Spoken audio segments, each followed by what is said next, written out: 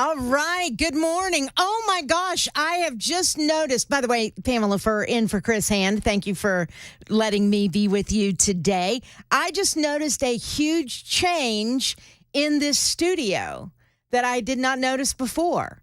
We have a clock. Yeah, look at that. Huge Actually, upgrades. It's a huge. I have to show those who are watching on Super Talk TV. Are we on yet? I don't we're even on. know. Yeah, you're on. That's it. Yeah. A clock. With the correct time. With the correct time on it. I can't even believe this. Nice. Only semi-important in radio. Who did this? Was this a Dan thing or was this a Chris thing? I don't know. I honestly can't remember what happened. Thank you. Whoever Maybe a did Murphy that. thing. I don't know. Well, it's about dang time. Yeah. No, the other, it's 9:07 right now. The old clock in there would be like it's 9:11 or Right. it's 9:12. Or Yeah. it's 8:57. Yeah. Yeah, exactly. Why are we on? Anyway, glad to see you. Glad to talk to you. Ken Weaver's over there in the newsroom. And then we have Mac Morey. Do I need to do it? I mean, when the moon hits your eye like a big pizza pie. That's Mac Morey. Hello. Thank you. All right. Good to be here. It's going to be a really grand day. I've got it 9:30, which I haven't had a chance to tell you this yet, Mac. At 9:30, Brandon Lewis will be in the studio. Oh, awesome. He is head of TennesseeConservativeNews.com, and he's come to town today. There's going to be a big rally out at the state capitol at 1 o'clock today. Protect Tennessee Borders is what the rallying cry will be. And I've been asked to speak, actually, about my trip to the border last year. So I'm going to speak along with some other lawmakers. But I've got Brandon coming in to talk about that and things that he wants to see come out of the Tennessee legislature that could protect Tennessee's borders, because we do have a problem with illegals also. I mean, look, when you have an open southern border, all states now are border states. That's the problem. And so we need to figure out ways to fix that problem. So we're going to talk about that coming up at 9:30. I hope you listen. But the fascinating story, and don't worry, we will talk about March Madness. I mean, we're going to have to. Come on. Especially after the conversation I just had with Dan Mandis about it. Yes, please. So that's coming up. But the fascinating story for me today has been this story that Gen Z, they're having less sex. Yeah, I heard you say this on the Amigos. I was like, wow. Yeah, did you? Because you're a Gen Zer. I'm technically a Gen Zer. But now you're at the upper side of that. Yeah, right? but I think I'd still, fit in. Yeah. Now, I'm not going to ask you anything about your private life at all. Here we go. All right? Not at all. But if you want to pop in and comment, you're more than welcome to, because you are part of that generation. I think I'm a buster. A baby buster. There are boomers. Oh, okay. And there are busters. I think I'm a buster. So you're after the boomers. I'm after the boomers. Gotcha. Correct. But people refer to me a boomer a lot, but that seems to be like a, boomer, Karen, whatever. Yeah, exactly. Yeah. Dollar store Reba, whatever. They all go together. But previous generations, as some of us know, were at it like rabbits. And by the way, I'm not shaming. Somebody on the, what do you call it now? Members Nutrition Super Text line said I was shaming young people for not having sex. No, I'm not shaming them. I just find it interesting that it doesn't seem to be of great interest to the younger generation as it was for some of the older generation. And there's got to be reasons why. I find it fascinating. I'm not shaming anybody. If you don't want to have sex, don't have sex. If you, for your religious beliefs, believe sex before marriage is wrong, and that's the decision you've made, I 100% support you. 100%. So I'm not shaming anybody. I just find it interesting. I also find the Gen Z generation interesting for other reasons. There doesn't seem to be as grand of a drive in that generation as other generations.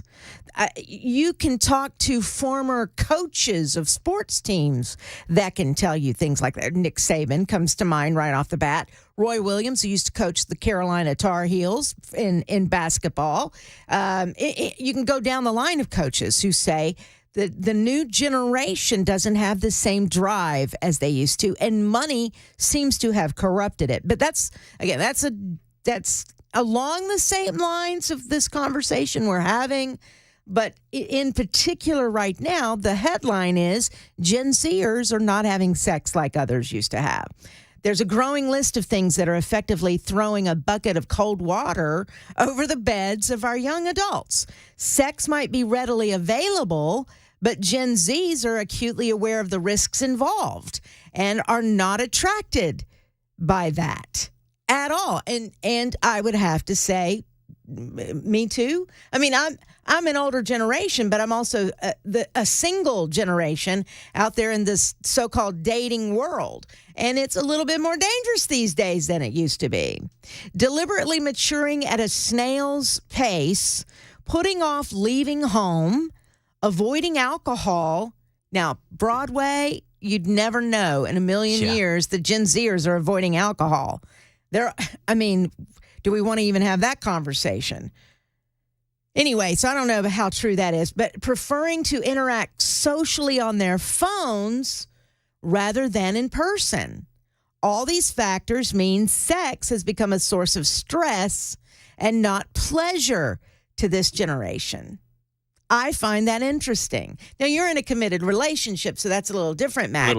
But when you were in the dating world before you met your one and only, was it stressful for you, or it was just fun? No, it did seem like stressful because it almost seemed like there was like an expectation and like a standard and all of these things where, and our cult, like Gen Z, I feel like is, because of the internet, sex is so widely available, whether it's, pornography or if it's just, you're on TikTok and watching a girl or a guy dance in a little bit of clothing. Everything's sexualized. Right, it's very sexualized. So when it gets to real life, you're like, wait, what? This is actually happening? I don't know. It seems like that's... you don't look like her, so... Yeah, exactly. My standards a little higher. Well, you've put your standards way up here that you'll never, ever be able to achieve. Not reality. Yeah, it's not reality at all. That is very much a good point there. And I've talked to men who are older, who have gotten a divorce, and they're putting themselves out there, if you will,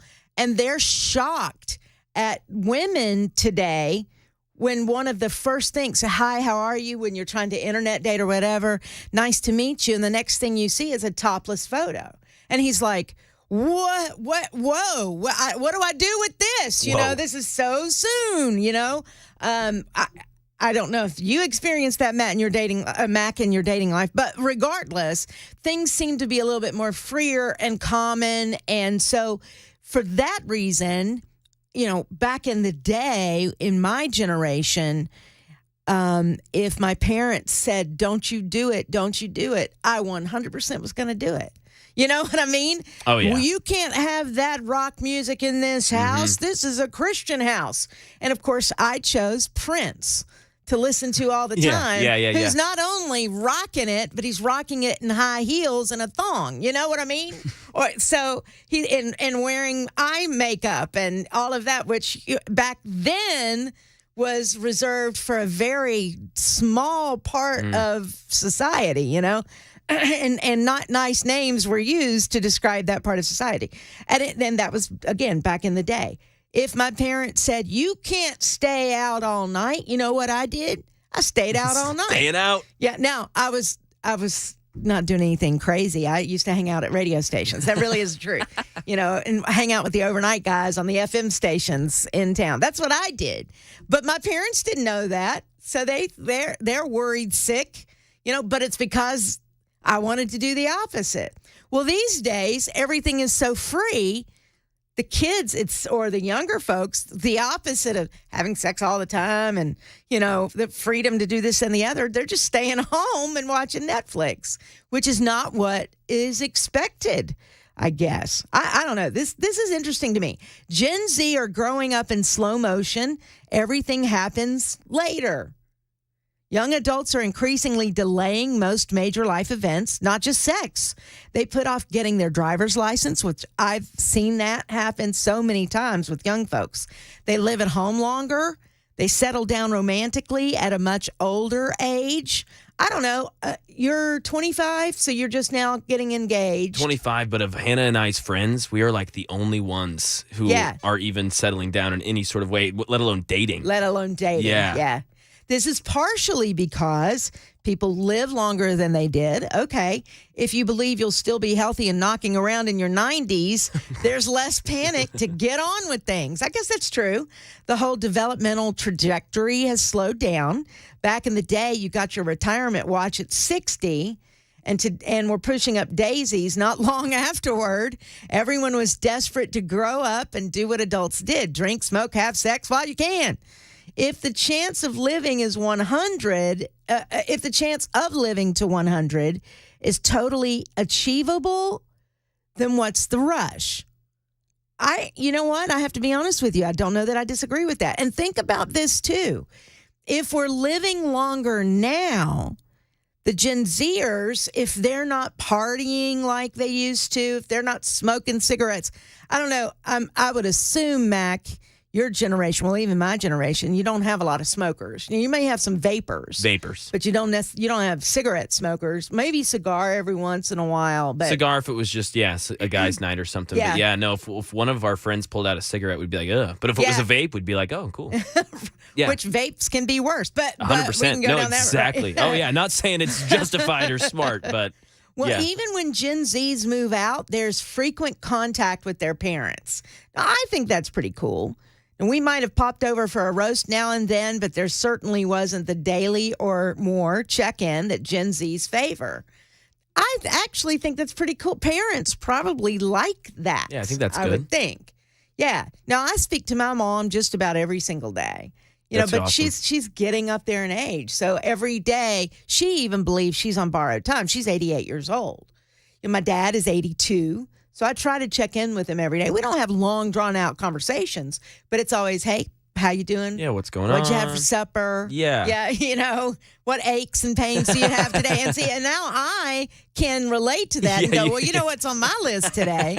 Anyway, but I try to check in with them because it could be the last time I ever talked to them. You know what I mean? Again, they're older, so I try to do that.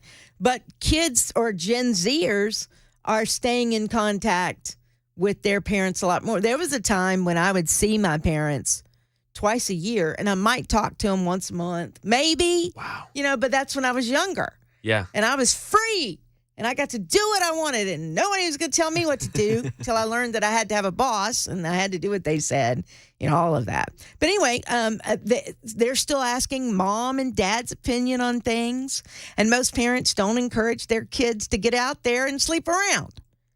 Parents are very happy that their Gen Zers are not out there having sex all the time. Gen Z, they're growing up in a volatile political and economic world. The future seems uncertain. That's very true. Even a world war seems possible.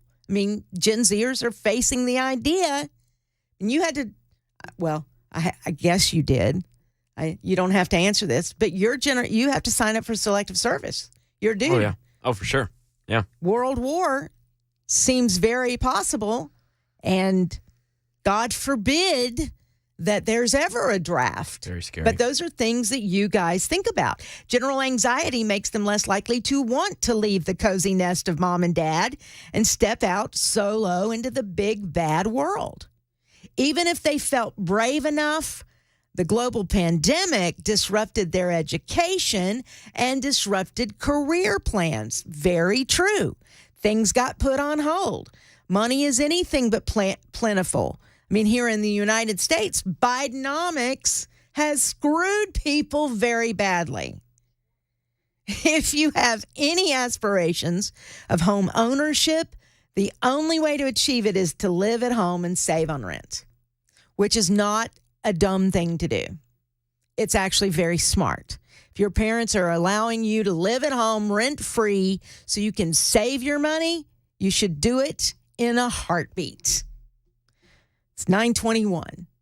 I find this very fascinating. I'll take some of your phone calls on this, too. I know that, is it ER in Lebanon? We've got William in Lincoln County on the line. We'll take your calls and also your super texts at 615-737-9986. It's 9:21. I'm Pamela Furr in for Chris Hand on Super Talk 99.7 WTN.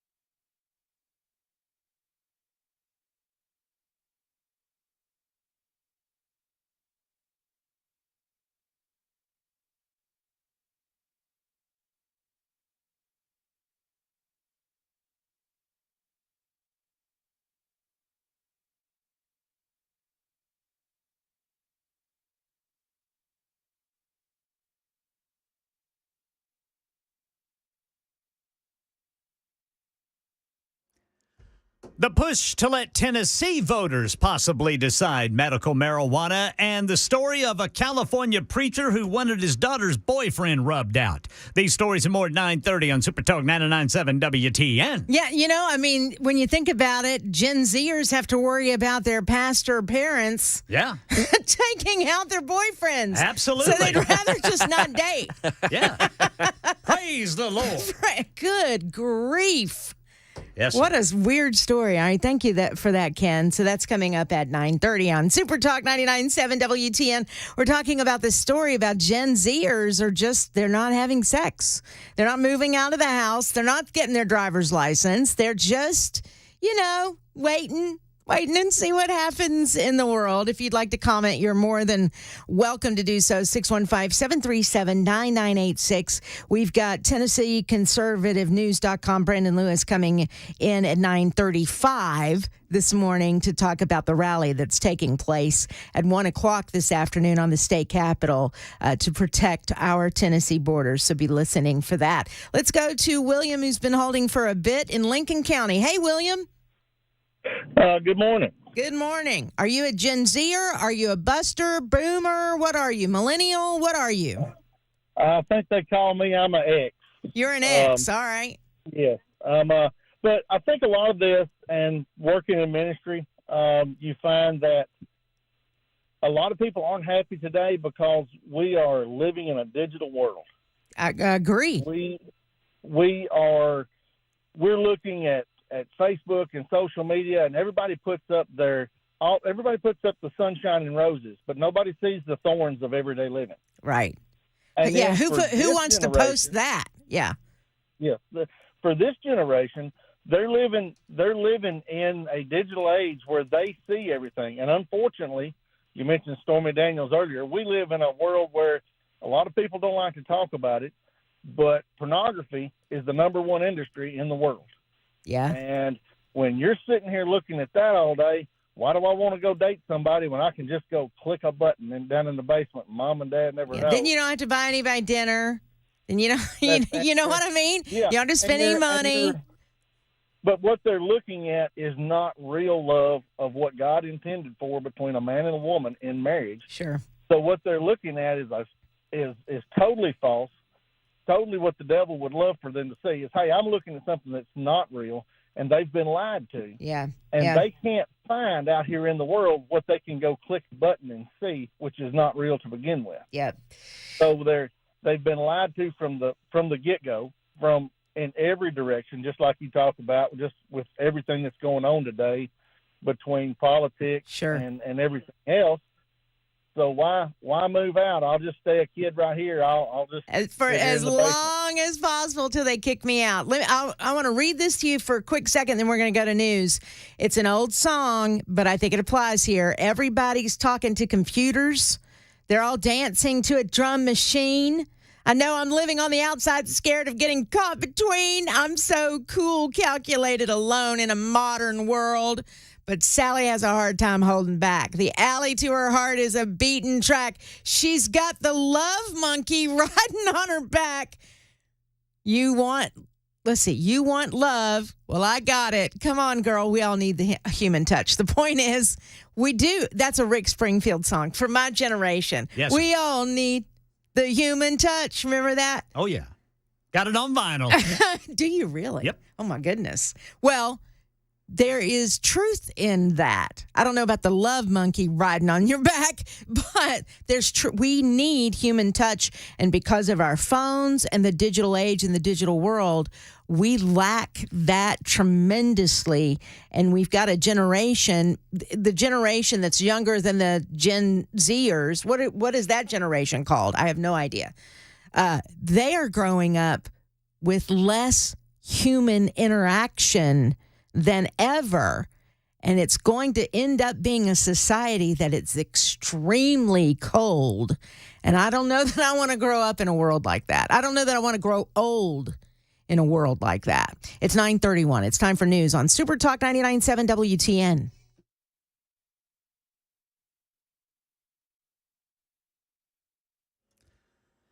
I'm Ken Weaver with your top stories. Full forecast in 2 minutes. And later today at the state capitol, lawmakers are going to discuss medical marijuana and whether it might be put on the statewide ballot for voters to decide.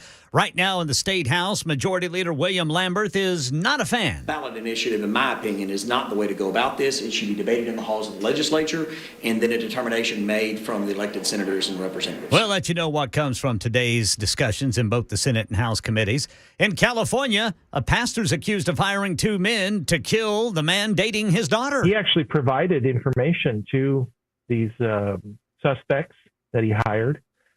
He paid them almost $40,000. Riverside police officer Ryan Railsback says 47-year-old Samuel Pasillas, a pastor from Victorville, and Juan Sombreros, charging both of them with attempted murder. Investigators believe the pastor's bizarre transaction was to have his daughter's boyfriend shot and then left for dead. And now the question police are trying to figure out is, why him? He is just generally a nice guy that you would probably want dating your daughter. Yeah, he survived a drive-by last year. The suspects just now being apprehended. That's the latest news. Weather is next. I'm Ken Weaver, WTN News.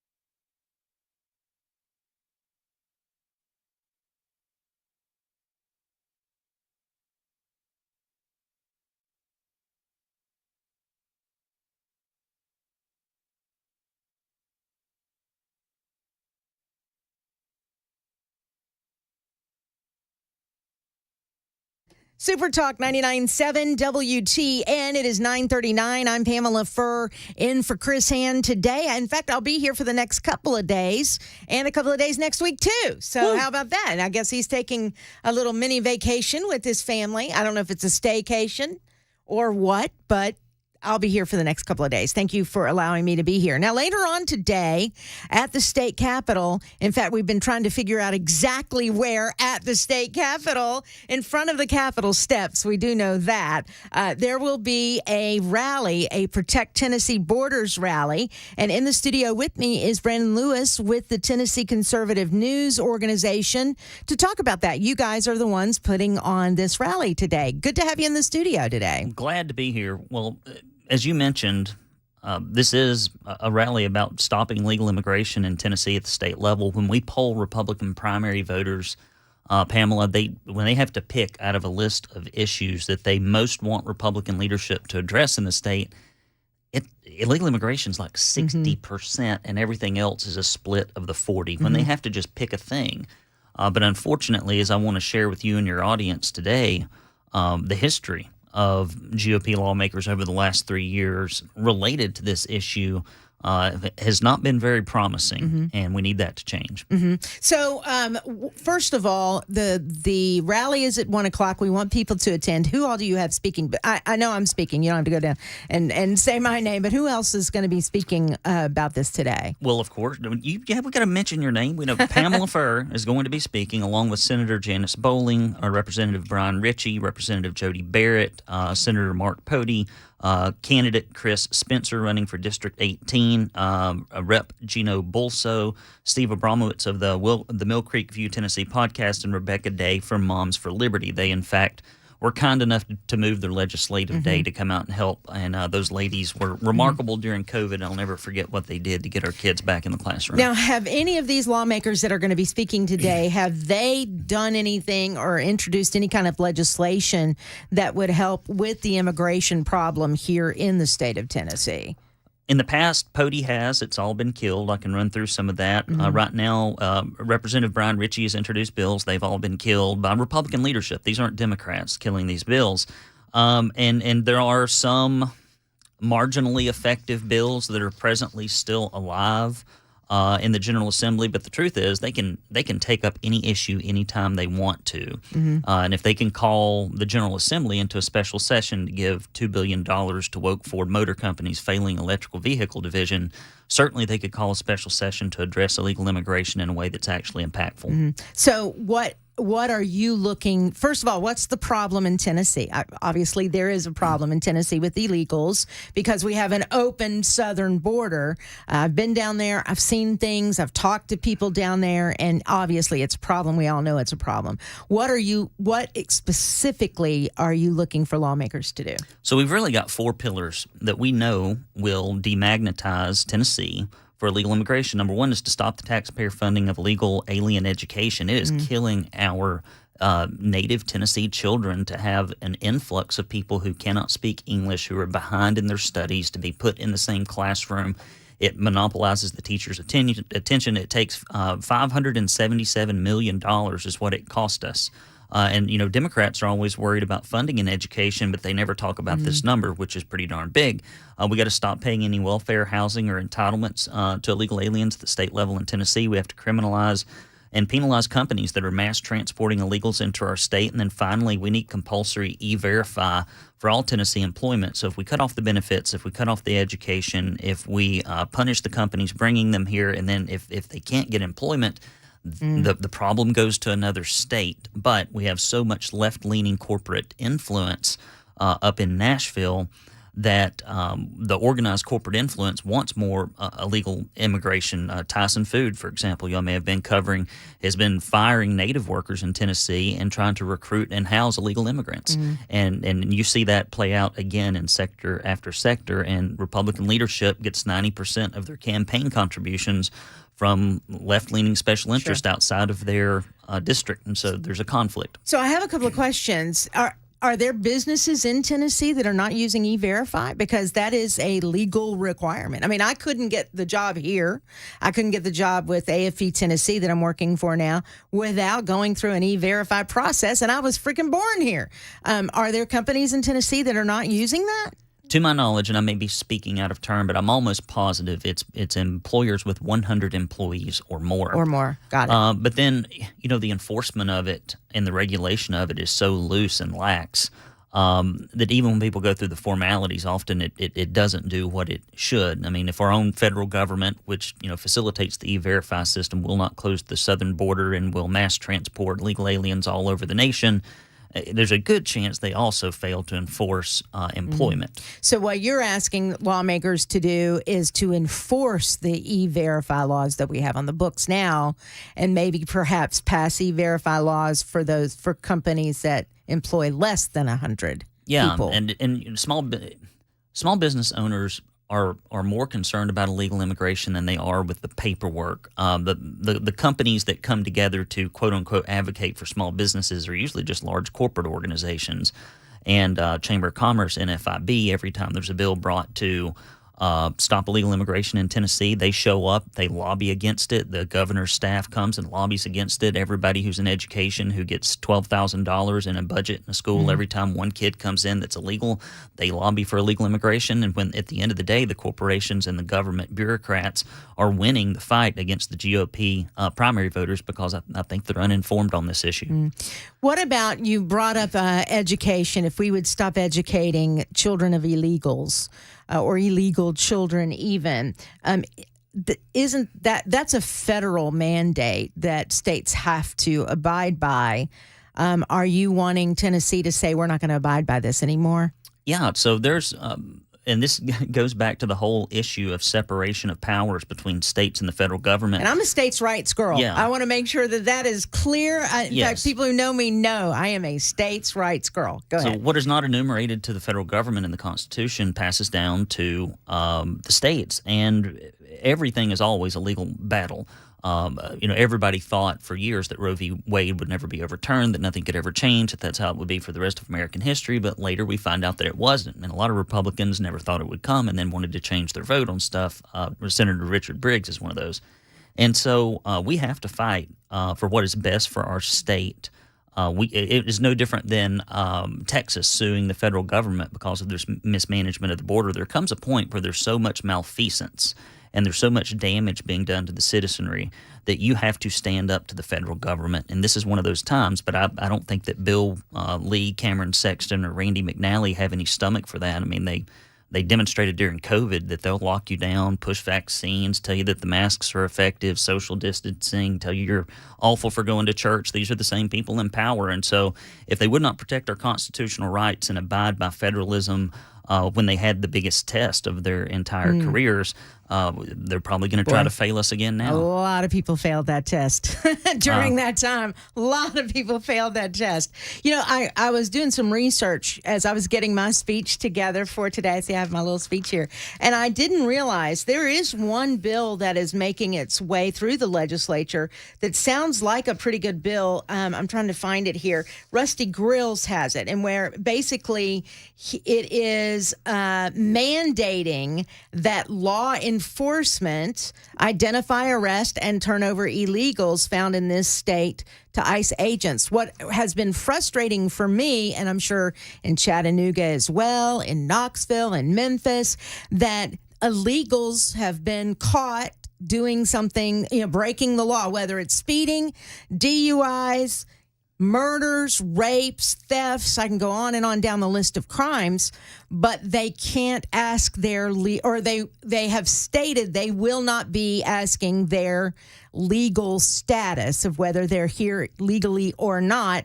And they've decided not to do that for woke reasons, in my opinion.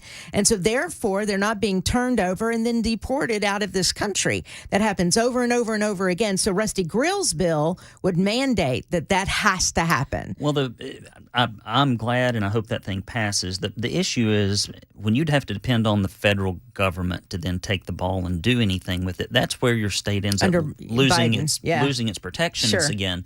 and you go, okay, well, we're going to work with the feds to try to do this.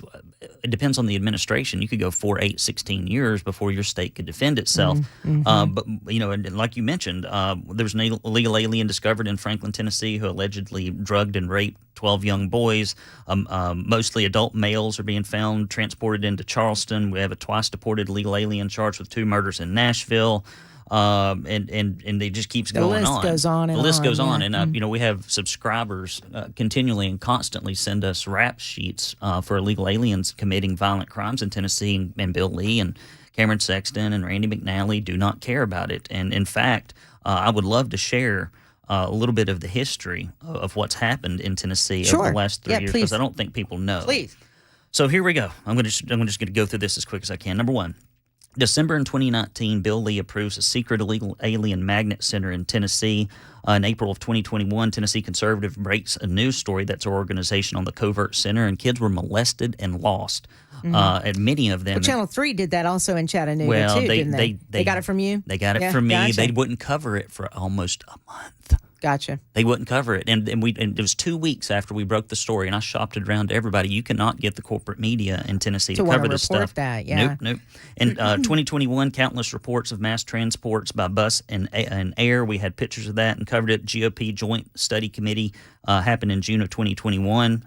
It did nothing on illegal immigration. In August of 2022, floods of illegals were pushed through severe. And so we had bills that were brought to stop all this stuff, right? A bill to allow local police and sheriff to enforce immigration law that was killed by Republicans. That may be similar to Grill's bill now. A bill stopping the taxpayer funding of illegal alien education was killed by Republicans. A bill for relocation of illegals to blue states killed by Republicans. Did they say why?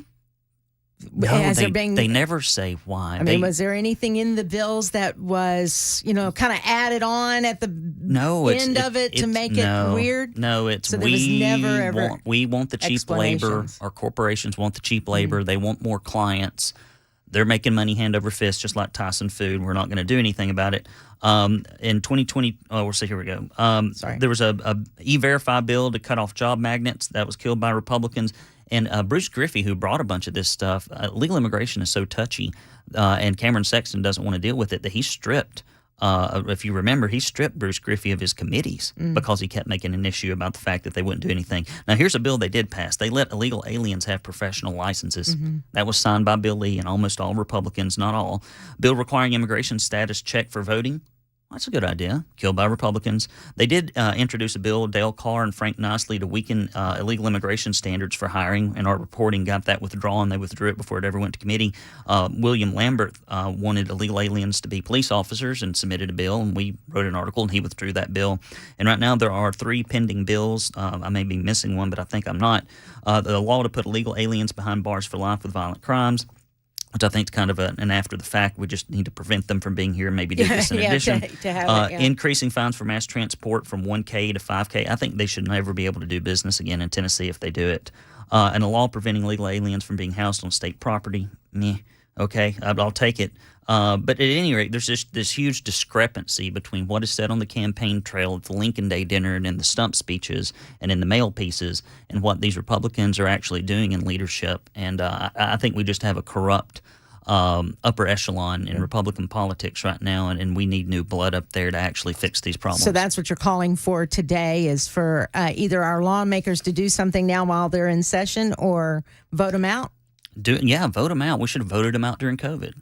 We should have. Anybody that let us, they've never paid a single solitary penny to the businesses they put out of business, and while they let the big box retailers stay open, the churches that are shuttered, that closed down, the kids that lost the ability to read because they were stuck at home and weren't getting instruction, all of that is Bill Lee, Cameron Sexton, and Randy McNally. They let that go on for months and months and months, and they should be ashamed. I think that the annals of Tennessee history will look back on Bill Lee's administration as the absolute worst that we've ever seen.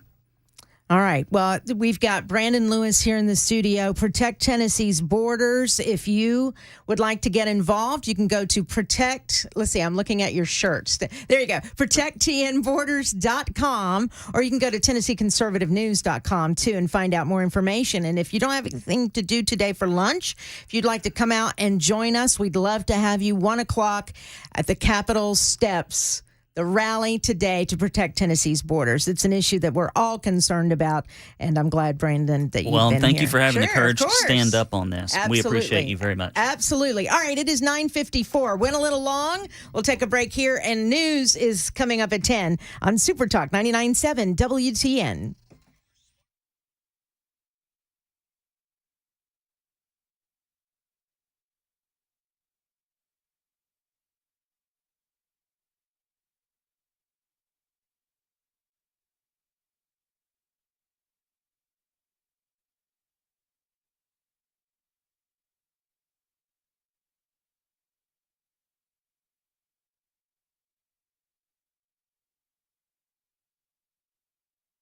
The guaranteed offer is the easiest way to sell your home.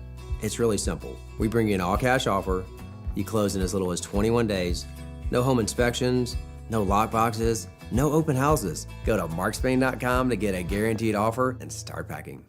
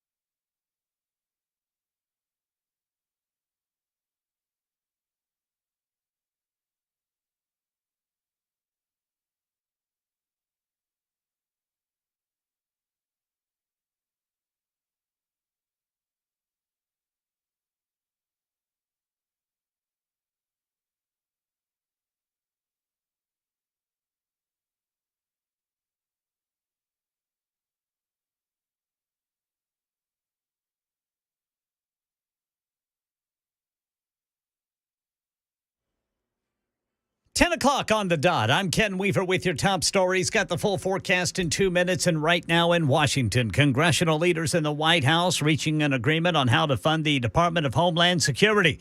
One of the last hurdles to prevent an approaching partial government shutdown deadline Friday, but it might not come together in time. I'm delighted to tell you we're coming to the end of that, and we should have the bill text hopefully by this afternoon. And begin to finish up that process. Speaker Mike Johnson. Elsewhere on Capitol Hill, Jay O'Brien covering another hearing in the impeachment inquiry into President Biden. Democrats are using this opportunity to criticize Republicans. Republicans are using this opportunity to try to put this issue back into the headlines. But just to show you that the wheels are somewhat already off the wagon here, I'm seeing a picture of one Democratic member of this committee who's showing up to this hearing wearing a rubber mask of Vladimir Putin's face. So that gives you a sense of exactly the kind of theatrics that you're in store for. That's Jay O'Brien reporting in the House Oversight Committee to hear from Tony Bobulinski and Jason Galanis, former associates of Hunter Biden, who plan to testify about how they saw the then vice president helping his son in his business dealings with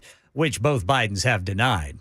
It's being called an emerging health threat. The World Health Organization and the CDC say it's possible that a fungus, not a virus, may be the next contagion to take the world by surprise. If you inhale one of these spores, it gets into your lungs, and that starts an infection. That's Dr. John Galgiani, an expert on what's called valley fever. That can happen whether you're out dirt biking or doing things, kicking up a lot of dust, or in fact just living in the area where this fungus lives. Yeah, a new push to development treatments and vaccines to stop valley fever, which is caused by a fungus, lives in the dirt in the deserts of the Southwest. That's the latest news. Weather is next. I'm Ken Weaver, WTN News.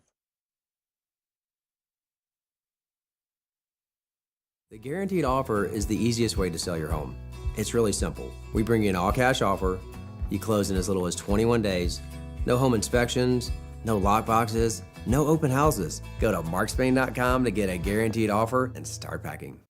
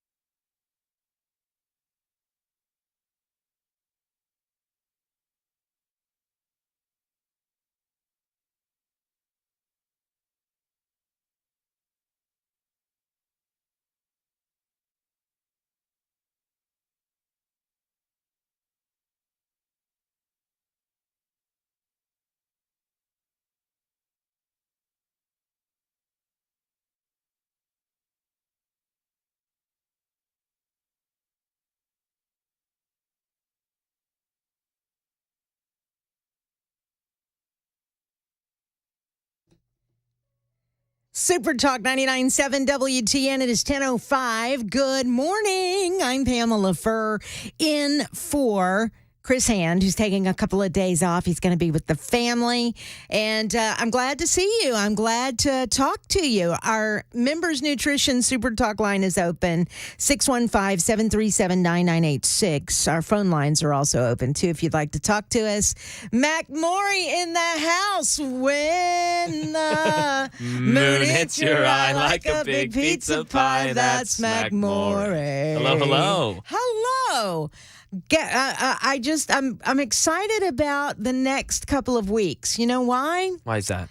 March Madness, baby. Woo! I've got my bracket filled out. Yes. Thank you. You're one of the few that did it.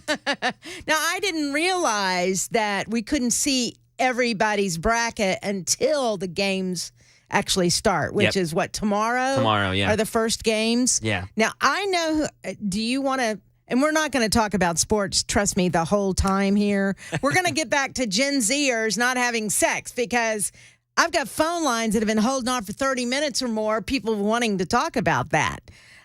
But I have two teams for my championship game, which Dan lovingly calls the final two. Oh, gosh. Bless him. Bless, yes. Bless him. Today I can tell this. I think I can tell this. So today he asked me. Oh, yeah. He said, so how do you fill out a bracket? I don't even know how to do that. And I go, they've made it so easy. You don't even have to, all you got to do is pick a team. For each game, pick a team. They put it in the right spot. You don't even have to worry about it. So I'm looking forward to what his strategy, because I have a strategy in my bracket. Okay, you've got a whole thought process. I do have a thought process. I'm not going to, what do you mean this time? Always. Now, what does it pan out? There was one year I didn't do a perfect bracket, but it was pretty darn close. I want to say last year, the first round blew my entire bracket. Yeah. Oh, that's what, just badly. And if I'm going to go by... who would have ever thought Auburn would have won the SEC championship in basketball? Who would have thunk it? And now they're real threat in the tournament. Yeah, everyone's looking at them. Who in the world? Let me tell you something. I come from the ACC world of basketball. I was around when Michael Jordan was playing basketball for UNC Tar Heels, all right? Who would have thunk NC State would have won? Yeah. The championship game. They haven't won since 1987, which I do believe was the year of Jimmy Valvano. Was it not?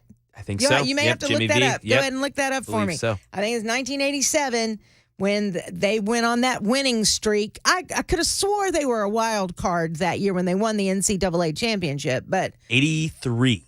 Okay, so 1983. They won the NCAA championship. They didn't win the ACC championship that year. That's right, because they were a wild card. Yeah. They came out of nowhere and won the whole dance. It was 1987 that they did win the ACC championship, but they didn't win. No, it was NC State. Come on. No offense. Come on. Anyway, I'll go ahead and publicly say. Yes. I have North Carolina versus Tennessee. Wow. Okay. For the championship, for all the marbles. And then I have, y'all aren't going to believe this, got the Tar Heels taken on. I've got them winning the whole thing. Okay, here we go. Surprise, surprise. I have to be loyal to my Tar Heels. Now, last year, that didn't stand a snowball's chance. In fact, were they even in it last year? Yeah, I can't remember. It was a huge down year. Yeah, but this year, man, they stand a chance. Absolutely. A big chance. Oh, absolutely. So I have to go with my Tar Heels, but Tennessee can win it. Tennessee's another team that really does stand a chance now. So I've got them in the championship game, and I've got Carolina winning it, but simply because of my loyalty to the Carolina Blue. There you go. No, you got to. No, I get it. I've got Tennessee in the championship as well, so I feel that. I think I have us losing, surprisingly, though. Who do you have them versus? UConn. Yeah. Which I feel a little scared about because I looked at this, they give you the analytits on who's choosing who to win. I mean, it looks like 25% of the brackets on ESPN are choosing UConn. That's way too much. I'm like, I don't want to be on that.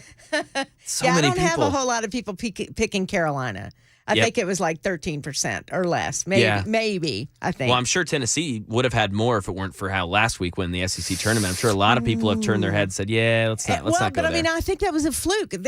Everybody said that was just the worst game they played all season. It was. It's like they just kind of folded under the pressure, I guess. Who knows? But anyway, so who all's in that? So you've invited who to be a part of our little bracket tournament? I've invited everyone. All of us?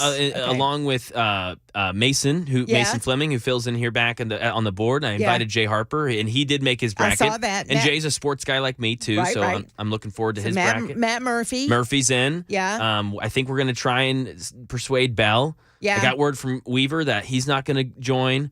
Weaver's not going to join. Weaver's not going to join. Gotcha. We'll see about Mandis. He doesn't like to participate in reindeer games. Yes.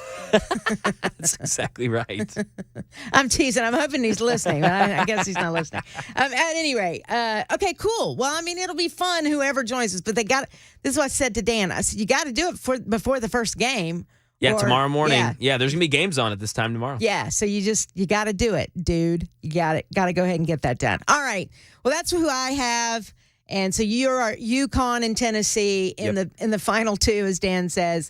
We'll find out from Matt Murphy what he has, and then from Jay. But I guess we'll see all that soon. March Madness, man. It's madness, Woo! I tell you. All right, so another thing that I do want to talk about today, we're going to get into this. I thought that our legislature passed laws either last year or the year before that DEI training in schools, DEI, teaching it in schools, was illegal. Can't do it. We're not having it in our curriculum here in the state of Tennessee. Well, I may just surprise you by what's going on in Robertson County Public Schools. Their teaching and counseling tools are laced with CRT and DEI. That's it, critical race theory. I thought it was illegal to teach that in schools. And gender theory. So we're going to talk a little bit about that coming up. So stick around for that. Meanwhile, the story that has fascinated me today, and we'll take your phone calls on this. Folks have been holding on to talk about it. There's a story out there about Gen Zers having less sex these days than generations before them. And not just that, they're staying at home. They're not getting their driver's licenses. They'll get it later. We've got mom and dad to take us where we need to go. Why do I need to get my driver's license?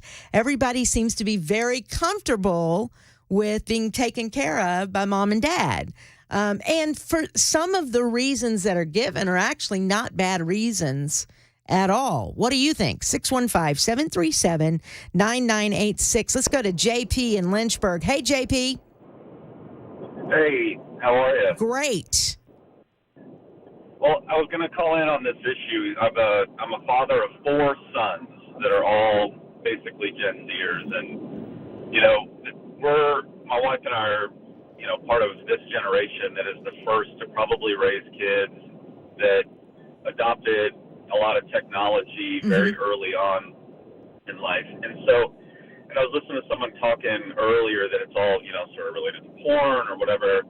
It's so multifaceted of what this issue is. And I would say first and foremost, as a father of sons, young boys, or as they're coming up, they're marginalized. Their behaviors are marginalized and depressed. So whether that's coming out of school, whether they're getting messages about toxic masculinity, and then the normal, what I would consider healthy pursuit of a female to date or to be interested in, that's all been squashed socially. That's considered such a faux pas that they don't really pursue each other. The second point I would make, or in a traditional way, and probably in the way that you and I are used to. Yeah. Yeah, sure. I like her. I'm going to approach her. I might, whatever. I may lean in for a kiss, and I didn't ask her permission first. Absolutely. So, or just say something nice about her or whatever. But they're fearful of whatever that reproach might be. So I think they avoid it. And then secondarily, young men are going to be where the girls are, right? Mm-hmm. And again, when we were growing up, that was probably the mall or the pool or whichever. Right. The young girls are just as guilty of all this. They're online. Their persona, who they are, their photos, what they like to do, what they like to talk about, where they are, is all online. So that's naturally where the young men are going to be. Yeah. And I would say this, though, then they discover that what they see online is not what it is in real life. You're discovering that as kids sooner. Yes. Yeah, and we talk a lot about it in the household, that there's going to be a difference between this girl's online persona and who she really is. Right. And we try to put into the boys to not develop some other personality that is you online as well. Because, again, by the time you actually meet someone and start trying to make that human connection, there can't be duality in that way. And so what I also think then these kids, I see that they sort of avoid each other because, you know, if they're connecting online, I think they're scared that their real personality isn't good enough for someone. And so parents were battling this. And if anybody really wants to dig into a lot of the details, there's an amazing documentary that was done by Bark. And Bark is a company that does basically online child advocacy, child safety. Mm-hmm. But it's called Childhood 2.0, and I'm not trying to plug for them or anything. But it does an amazing quantification of what is going on within this generation that stems directly around all of this multifaceted social technology that is starting to replace, you know, a lot of the physical. Yeah, the human interaction. Yeah, and you know they can hang out with each other, and that's part of the lack of reason to go get a driver's license, right? Yeah. They're like, we can all chill online together, or I know where you are, and I know what you ate last night. Right. We don't need to go hang out. I don't need to do anything to get to know you. Well, I'll say this, too. Thank you, JP, for your phone call. I will say this. I was thinking about this as you were talking. You know, I'm a single person in this crazy digital world, although I'm older than your Gen Zers. I will say, you know, I got to know a guy, it's been a year or two ago, but he didn't live here in town.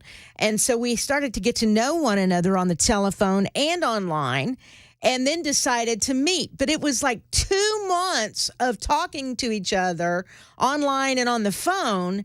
And I said, this is dangerous. And he said, why? I said, because we've now developed this rapport just with audio.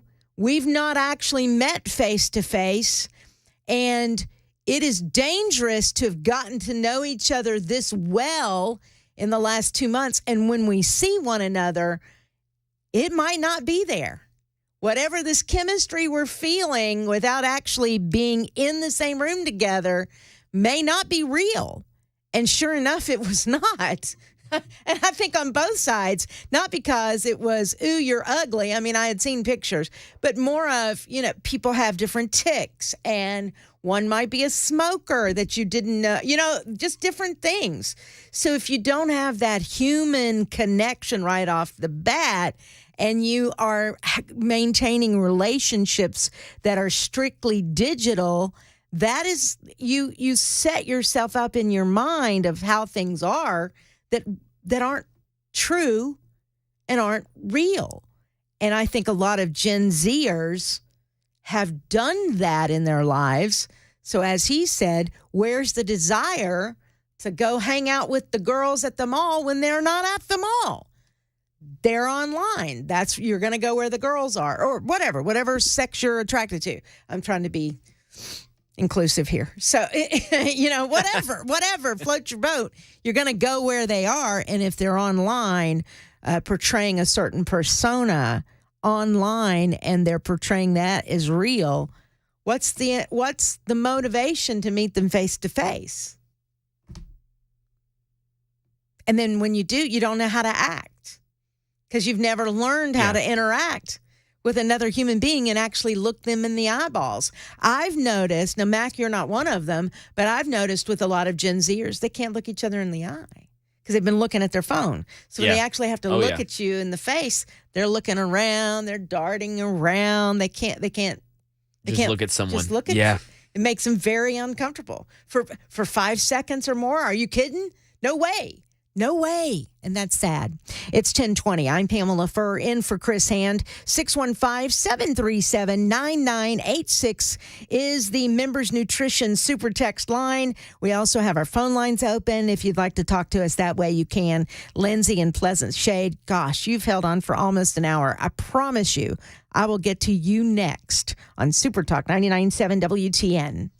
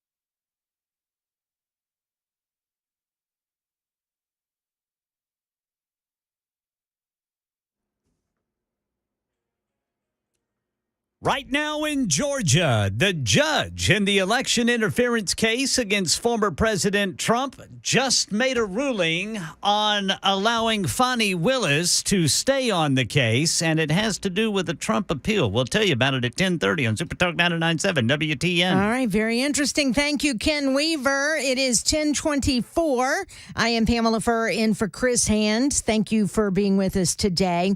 Taking your phone calls, 615-737-9986 on Gen Zers and their lack of, I know the story started with, they're not having sex like other generations were having, but I think it's deeper than that. I think it's more than that. There seems to be a lack of drive to want to leave the nest. They want to stay in the nest where it's cozy and comfortable. 615-737-9986. Lindsay in Pleasant Shade. Boy, you've held on a long time. That's all right, Sister Pam. I'm so glad you're there today. Thank you. There's entirely too much testosterone floating around in that studio. See, but maybe that's the problem, Lindsay, with Gen Zers. Not enough testosterone. Well, I do have some Gen Zers. The last 3 of my 5 kids. And what's it before that, millennials? I think so, yeah, Believe so, millennials. yeah. I have a 29-year-old virgin, and she is deep into education, and I'm agreeing with the last caller that this is somewhat multifaceted, and we're blaming technology a lot, but also in my Gen Zers, my redhead is she's double majoring, graduating this year. She also has no interest in dating. Well, she dates, she hangs out with the guys on the couch, just like you said. Watching I don't know Netflix. what I am. Watching Netflix, not doing anything. I'm an 80s kid, I guess. There's no name for us. My parents were baby boomers. We're I was born in busters. 77. We are busters. We're the busters. Yes. Well, on a footnote, I have to apologize personally to you. Why? On March the 5th, I was so excited to see you. You were trying to get up the stairs at the party, and I said, "It's Pamela Furr." And you said, "Let me get up the stairs." I said, "I'm going to take a picture with you." We were the fools with the flip phone. I don't remember right at this moment, but Lindsay, I'm glad I wasn't rude. And thank you for not pushing me down the stairs. Your knee is better. And I'm wondering if education isn't severe academia isn't leading into this no sex situation. Severe academia. Yes. Good question, Lindsay. Thank you very much for your phone call. I don't know. I mean, again, if you have different focuses, what does it matter? I say, what does it matter from a sexual standpoint? But it's deeper than that, as we've all been discussing here today. The sex part is just that's the headline that got me to read the story. You know what I mean? 737-9986. Let's go to Marianne. Hi, Marianne. Hi. I am a mom of 3 Gen Z boys. Yes, ma'am. And, hello? Yes, ma'am. Oh, okay. And we do not have Netflix, and they just do not hang out. And in fact, my middle son, who is 19, I mentioned to him not too long ago, I said, "Hey, you need to take out this girl, Ada. She's super, super cute, super sweet, nice, good Christian girl." And his response is, "Mom, you don't take out minors." And I'm like, "What?" And he just said, "You just don't do that. Ask his brother." And I'm like, "Hey, do you do that?" And he's like, "Nah, Mom, you don't do that." And I'm like, holy cow, I'd never heard of such a ridiculous thing. And then I'm like, "Well, what do you plan on doing to her?" You know? And he's like, "Mom." And I'm like, and he just said, and I'm like, "Just take her out for ice cream, go bowling, get together with friends." Sure. And he's like, "No, you just don't take out minors." Well, see, that And I is thought, part of the. so sad. It is sad, and that's part of in this article that I have. Thank you, Marianne, for your phone call. I appreciate that, and good luck with your 3 Gen Z boys. But in the article that I have in front of me, that's another thing that they cite, that men are afraid, or young men are afraid to date because they don't know what they're going to be accused of when they didn't do anything wrong. You know, so they went in for the kiss. Are they now going to be accused of trying to sexually molest them, or like an E.G. King thing? You know, is that her name? E.G. whatever her name is. Are they going to be accused of things like that? That's the reality that Gen Zers are living in today. They can't kiss a girl unless they ask her permission. May I kiss you? Although there's a way that you can do it that can be pretty great and sexy and wonderful. But most are afraid that if they don't get the consent and have it in writing or have it on tape somewhere that you said yes, that they're going to get accused of something they did not do. That's the reality today. I think that's sad, the way things have turned out for young people. It's 10:30. I'm Pamela Furr. In for Chris Hand on Super Talk 99.7 WTN.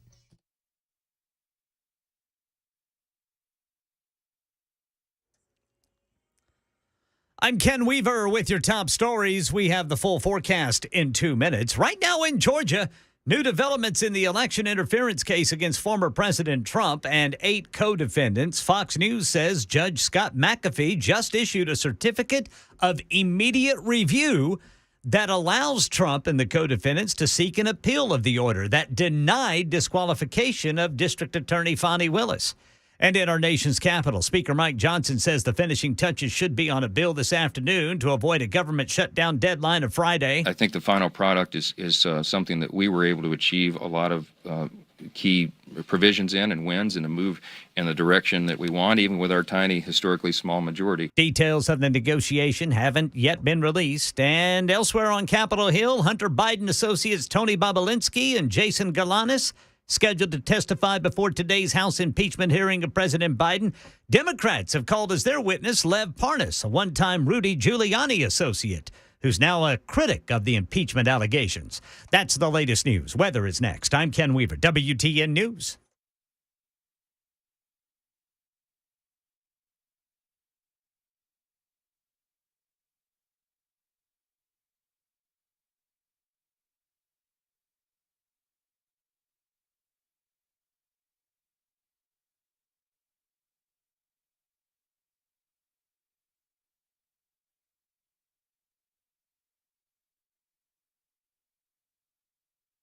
The guaranteed offer is the easiest way to sell your home. It's really simple. We bring you an all-cash offer. You close in as little as 21 days. No home inspections, no lock boxes, no open houses. Go to markspain.com to get a guaranteed offer and start packing.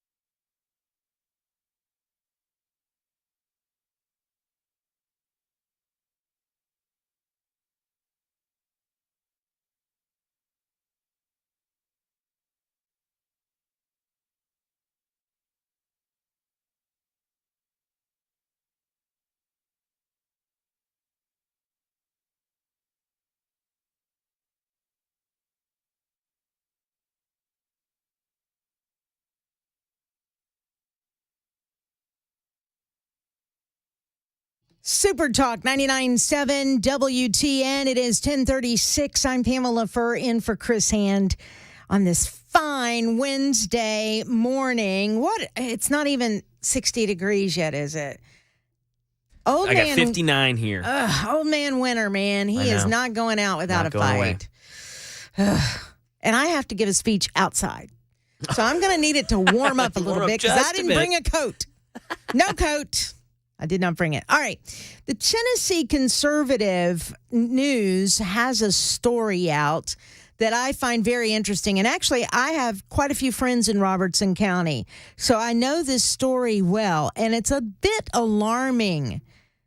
A recent public records request, or a FOIA request, for information related to diversity, equity, and inclusion trainings and initiatives employed by Robertson County Schools since May 1st, 2022, shows that resources utilized by the district are laced with gender theory and critical race theory and DEI. In response, Robertson County Public Schools provided their curriculum, the Tennessee State Board of Education school counseling standards, various school board policies, as well as a diversity coordinator email or 2 or 4 or 5 or beyond, poverty simulation information, and information on cultural competency events. Cultural competency events? What the H? What does that mean? We're talking over 400 pages here. But one standout from this FOIA request is the school district's cultural competence self-assessment checklist. Cultural competence self-assessment checklist. What does that mean? Educators are advised to stay in touch with their emotions while completing this assessment and to remind themselves that learning is a journey. The term culture includes not only culture related to race, ethnicity, and ancestry, the document reads, but also the culture shared by people with characteristics in common, such as people with disabilities, people who are LGBTQ, people who are deaf, members of faith and spiritual communities, people of various socioeconomic classes, etc. Now, look, I want you to know that from a standpoint of living your lives, answering to God, the freedom from government interference in your life, I'm for that. I want to make that clear. I'm for that as an American citizen. So if you're gay and you feel like you want to live your life as gay, more power to you as an American citizen. If you're a lesbian, more power to you. If you're transgender, I do not care. Go live your life. It's when you start ramming things down my throat, saying that I am required to accept you, that's when I have when the government says you have to accept this, you have to do, that's when I have a problem with the government telling me what I can and cannot do, with the government telling me what I can believe and what I cannot believe, when the government tells me what I can say and what I cannot say. When the government tries to tell me what church I can go to and what church I can't go to. You know, those kinds of things. Things that fall right into the First Amendment of the Constitution. That's when I have a problem. I believe in a government that fits inside the Constitution. I stole that line, I'm not going to lie. And it's a good one. The term culture includes not only culture related to race, ethnicity, and ancestry, but also the culture shared by people with characteristics in common. And I just went through that. Now, this is, again, coming from Robertson County. The self-assessment asks participants to note the frequency with which they value diversity, share their culture, check their assumptions, act as an ally, and understand the impact of racism, sexism, and homophobia. I've been through trainings like this at work. Mac has, everybody has, right? You go through these kinds of things. And I have to be honest with you. There was one, and I think I've shared this before. I've shared this with Mac face to face.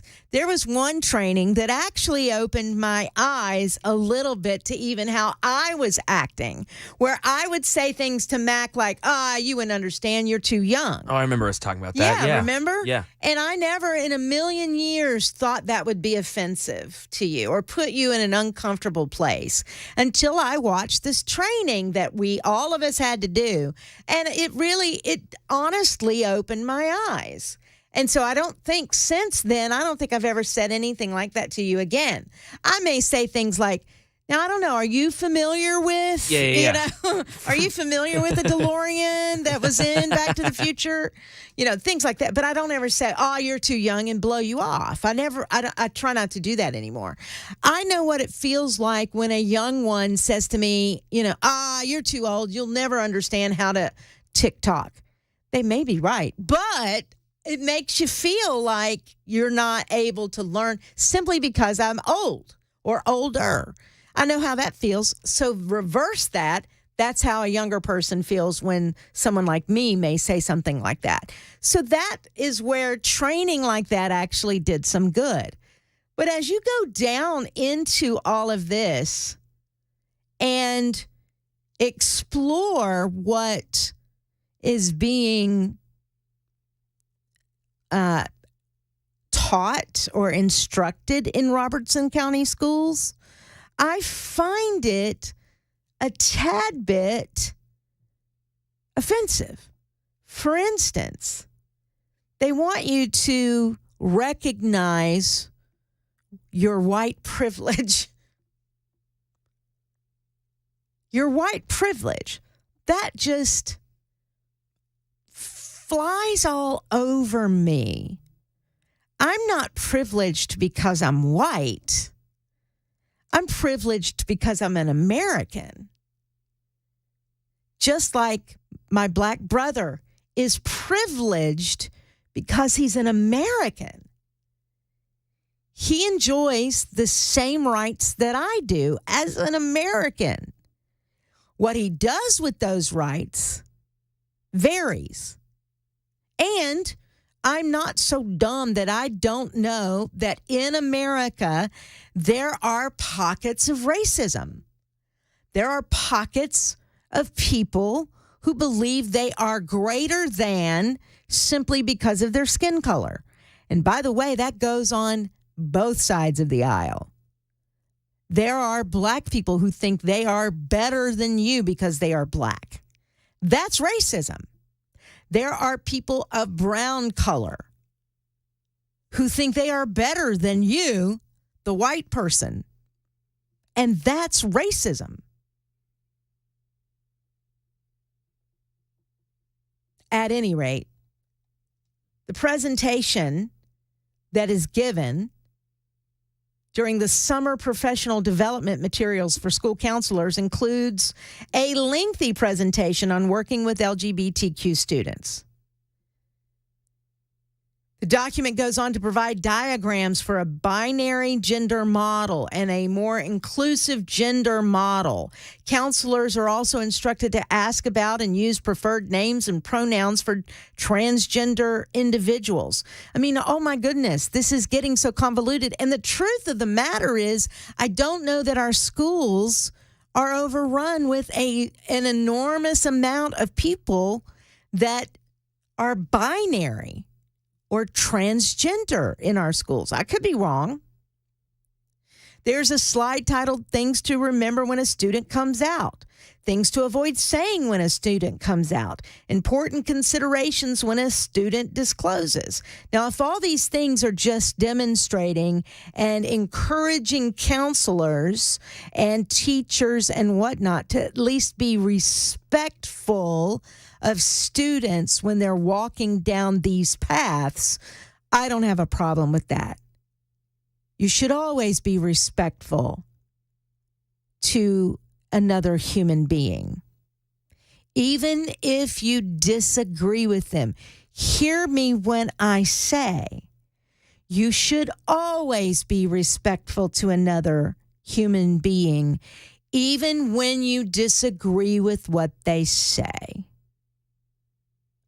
So if you're a Democrat, 9 times out of 10, probably 9.5 times out of 10, I'm going to disagree with what you say. But I'm going to try very hard to be respectful to you, even when you're calling me names.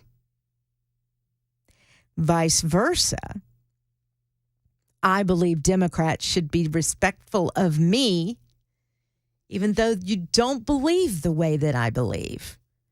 Unfortunately, that doesn't happen very often from that side of the aisle, and I can't understand why. Other additional information provided about Robertson County Schools, details on the activities and communications of the district's Cultural Competency Committee, Bias Busters Diversity Quiz, detail on DEI, CRT, and gender theory related professional development activities conducted by the district. I mean, it goes on. And there is a link if you want to find this story. It's at TennesseeConservatives.com. There's a link to all the documents there. Robbie Starbuck actually posted about this too. In fact, let me pull that up because he found some things that were interesting. Like I said, there are some things in there that are asking you to, as a teacher and as a counselor within the Robertson County School District, they are asking you to be aware of your white privilege. And I say again, I'm not privileged because I'm white. I'm privileged because I'm a child of God. I'm privileged because I live in America. I'm privileged because I decided at a young age to do something with my life. I actually made a lot of mistakes too and learned from those mistakes. That's why I'm privileged. Does privileged mean rich? If that's the case, boy, I'm not so privileged after all. Why that phrase just flies all over me. Anyway, there's the story. Robbie Starbuck has it. Tennessee Conservative News has it. That's what's happening over in Robertson County. It's interesting. It is 1049. 615-737-9986 is our telephone number. You can also hit the Members Nutrition Super Text line if you'd like as well. I'm going to read some of those here in just a few minutes, so stick around. Pamela Furr in for Chris Hand on Super Talk 99.7 WTN.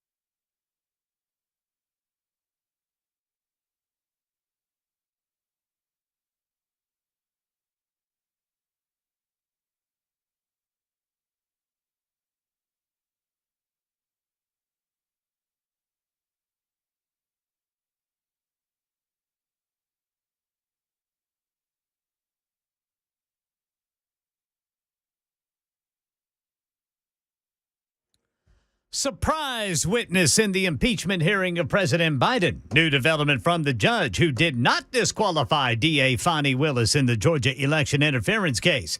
And here in Tennessee, we'll tell you where a drug dog hit on a half-ton of pot and magic mushroom chocolate bars. Ooh. Details at 11 on Super Talk 99.7 WTN. Magic mushroom chocolate bars. Yeah. Better look out for those. Yeah. Trippy, man. Now, okay, I have to be honest with you. I am a mushroom virgin. I have no idea. Is it like an LSD kind of trip when you do mushrooms? Yes. Is that what that is? Yes. Whereas pot, you just chill, Yeah. right?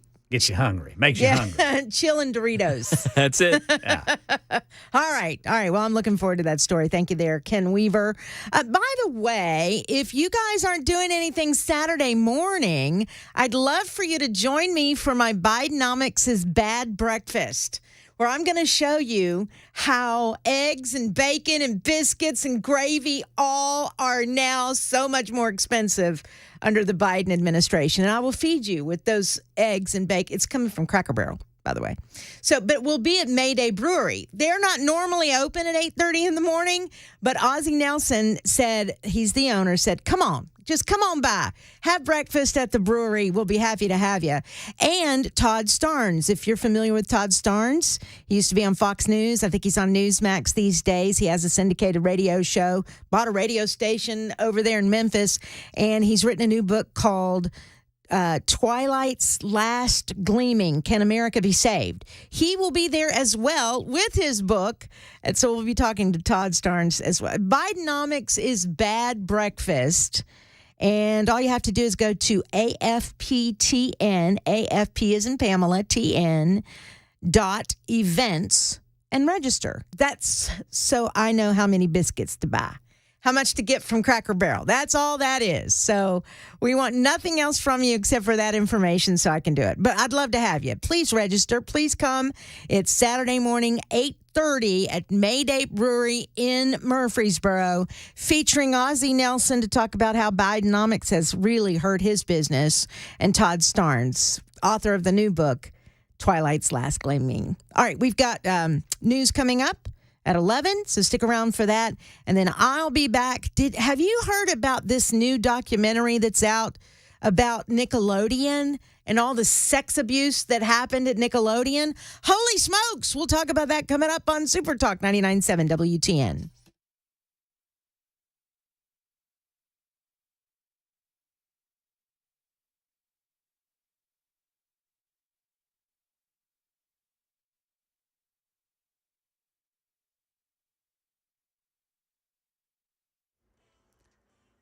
Eleven o'clock on the dot. I'm Ken Weaver with your top stories. Got the full forecast in 2 minutes. And right now in our nation's capital, another hearing on impeachment of President Biden underway with a surprise witness. Former Rudy Giuliani associate Lev Parnas testified allegations against the Bidens are false and spread by the Kremlin, to which committee chair James Comer responded. If Democrats want to spin another Russian hoax, I will ask them to answer one question. What services did the Bidens provide to earn them and their business associates over $24 million? What did they do for the money? And right now in Georgia, Stephen Portnoy covering the late-breaking decision by the judge in the election interference case who did not disqualify DA Fani Willis for her personal relationship with the man she hired to lead the prosecution. Judge Scott McAfee ruled last week that Fani Willis could remain on the case if she removed her ex-boyfriend Nathan Wade from her team. Wade has since resigned. But with Trump and his co-defendants saying McAfee should have disqualified the DA, the judge says he'll allow an appeal of his ruling even as the case proceeds. And a big drug bust here in Tennessee. News 2 says more than a half ton of marijuana, nearly 50 pounds of magic mushroom edibles, and $45,000 cash were seized during a traffic stop Monday night along I-40 just east of Memphis. The report says a 43-year-old Russian man driving from California was arrested. The drugs were in boxes labeled with states, including one that read Tennessee. The farthest away was New York. They think this guy was making deliveries. The thing that tipped off the cops was an improper display of registration on the van he was driving. That led to suspicion of narcotics, which a drug-sniffing canine hit on. The mushroom edibles, by the way, in the form of chocolate bars. That's the latest news. Weather is next. I'm Ken Weaver, WTN News. The guaranteed offer is the easiest way to sell your home. It's really simple. We bring you an all-cash offer. You close in as little as 21 days. No home inspections, no lock boxes, no open houses. Go to markspain.com to get a guaranteed offer and start packing.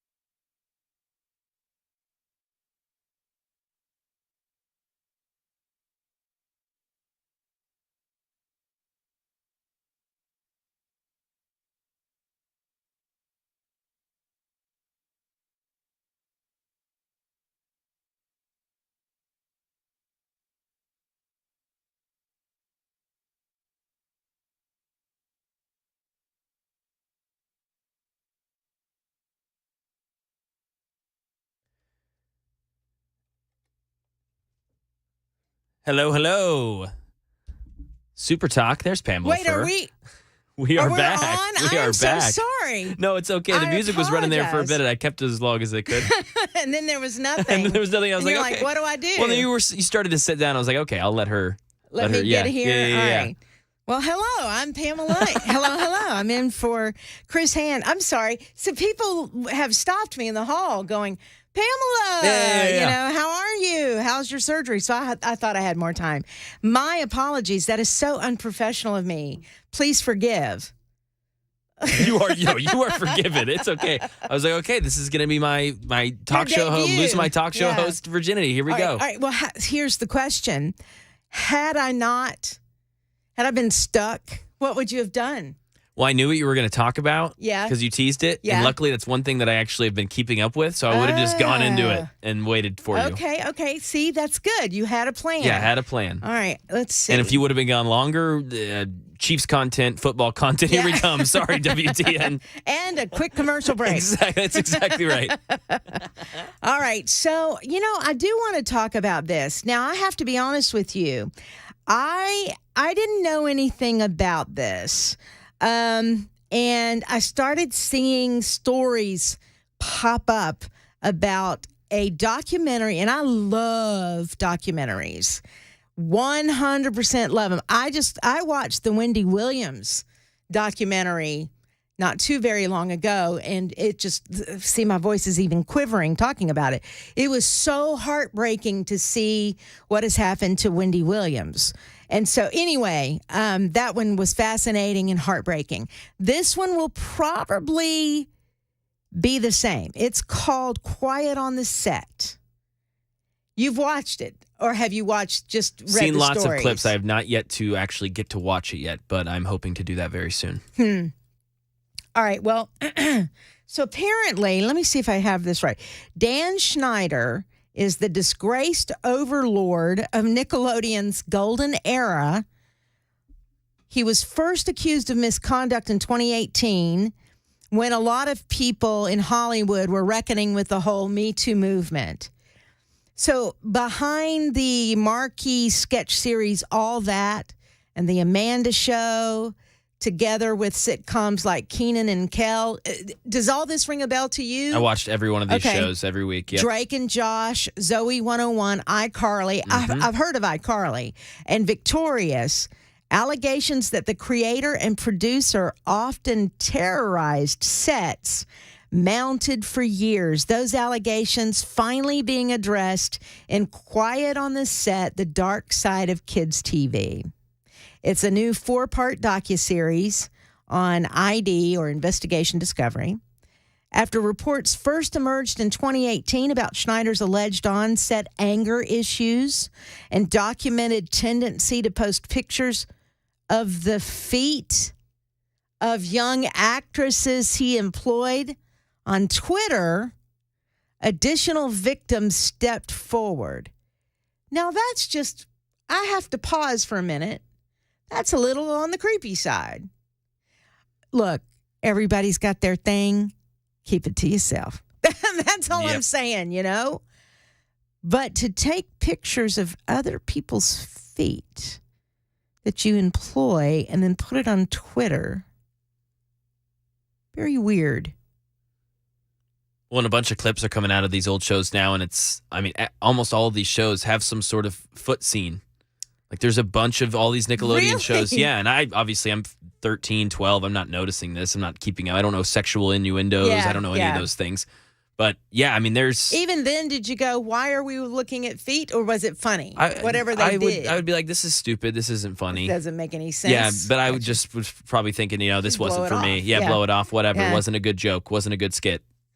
In 2022, former child actors, including iCarly's Jeanette McCurdy and Zoe 101's Alexa Nicholas, called out sexualized scenes Schneider included in children's shows. Crew members, for their part, alleged gender discrimination and harassment, specifically recalling moments when Schneider asked them for massages in the middle of the workday. Y'all, I'm gonna say this right now, here and now. If Dan Mandis ever asked for a massage in the middle of the workday, first of all, he wouldn't. He's too, what does he say? Ooky? It's too ooky? Yeah. He would never ask, first of all. But if he did you, first, I would say, I would look at him and go, really? Are you insane?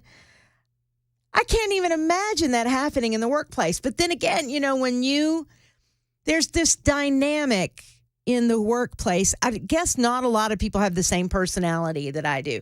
I push back a lot. Now, sometimes that's good, sometimes that's bad. Trust me when I say sometimes that is bad. Don't learn. How about this? Learn from my lessons. You shouldn't always push back.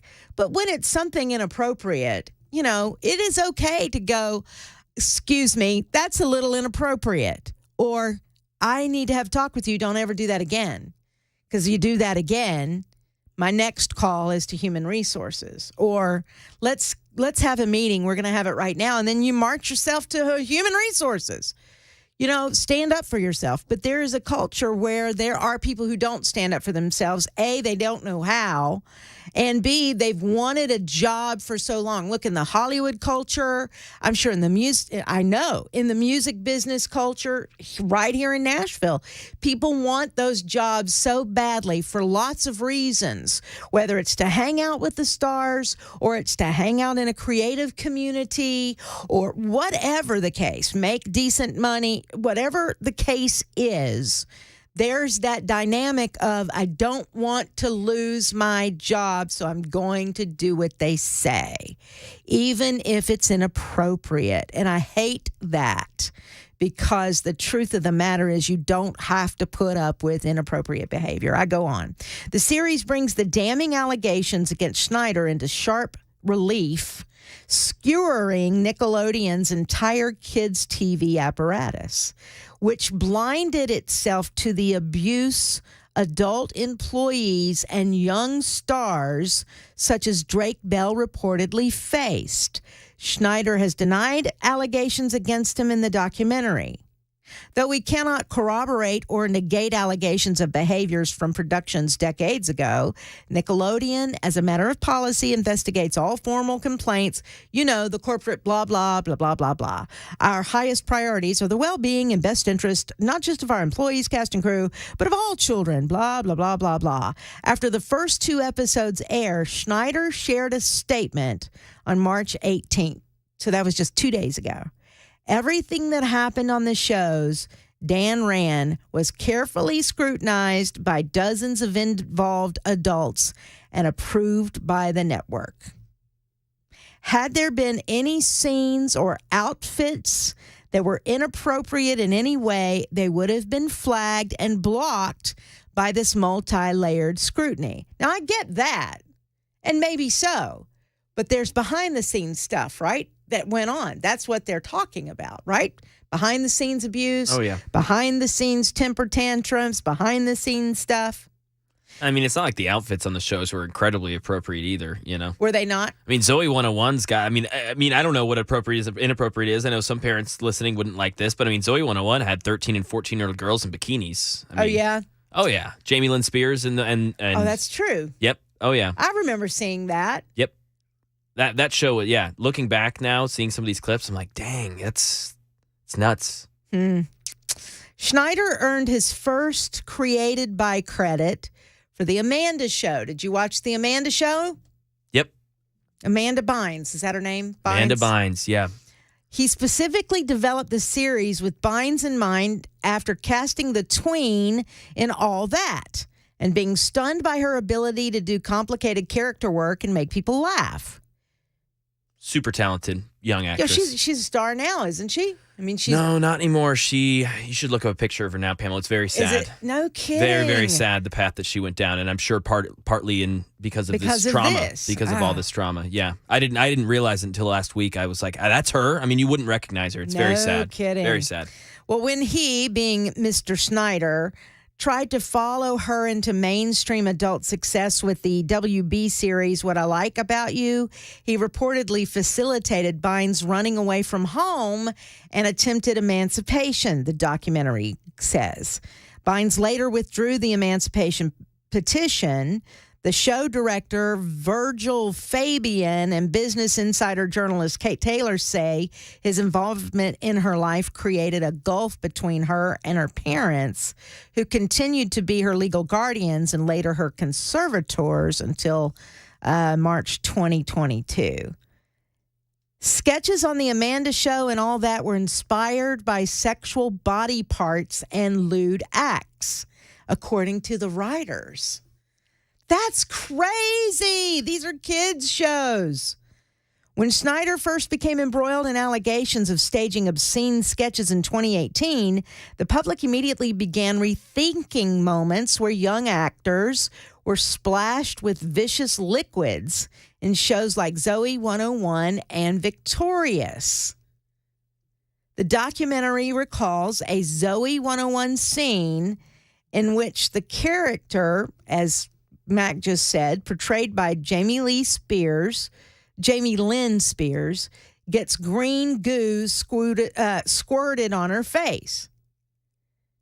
In a Business Insider investigation from 2022, Zoe 101 actor Alexa Nicholas said the scene made her uncomfortable, especially after a male co-star said it looked like, and I'm just going to leave it there.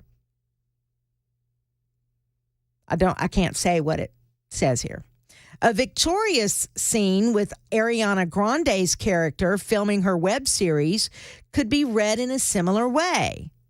That puts it generously. There's no way you could read it, Pamela. If you watch that, there's no way you'd read this scene any differently. There's no way. Wow. Another scene has Grande squeezing a potato to try to milk it. Mm-hmm. And she's saying, I mean, I've just watched this. It's yeah, you don't have to. Yeah, it's terrible. She's saying sexual innuendos. There are jokes about being slapped. I don't know that I want to say this. Yep. Slapped with certain things. Oh my gosh! Wow. The documentary argues that these associations with lewd acts portrayed by children weren't accidental. They were par for the course. Now, when you were a 13-year-old watching these things, you didn't think anything of it, right? Nope. I wonder, as these kids, well, I mean, you have one quoting that it made her feel uncomfortable, but she probably didn't know why it was uncomfortable. You know what I mean? Sometimes kids, they don't know why, but they know this not doesn't, right. Yeah, this isn't right. There's something wrong here because there's an energy in the room. Well, and that girl who heard those boys say that, I watched that clip specifically, and she says, I mean, it took her years after to put two and two together and go, oh, that's what they were talking about. That's disgusting. And I wonder how many, did your parents watch these shows with you? See, that's the thing. How many parents were watching these kids' shows with their kids? Because the parents would have noticed it right off the bat, I would think. You'd have to. Unfortunately, now see, this is maybe why the Gen Zers are better, because parents are watching stuff with the Gen Zers together. Maybe, I don't know, you're a Gen Zer, maybe not, maybe they didn't. But a lot of parents put your kids in front of the TV and they go and do what they need to get done for the day. I was watching MTV. My parents weren't watching MTV. I like my MTV. Yeah. No, I mean. And then when they'd see Prince, they'd go, oh my God, you can never bring this stuff into our house again. That's what's happening with Nickelodeon, I suppose. Holy smokes, had no idea. Yeah, now this guy Schneider's put out his own retort. He's put out his own video. No kidding. A two-parter, yeah, that just came out. Are there feet involved? I don't think so. I think everyone's fully has shoes. Child actors felt uncomfortable when made to wear sexualized costumes or perform fear factor dares. What really made me feel uncomfortable the most were the leotards. And this was Leon Frierson, who is an All That cast member. He described his discomfort with some of the show's content. He played recurring characters like Little Fetus? Little Fetus? All that wasn't, I didn't watch that one. And Captain Big Nose, roles that required him to wear tight-fitting costumes. Little Fetus?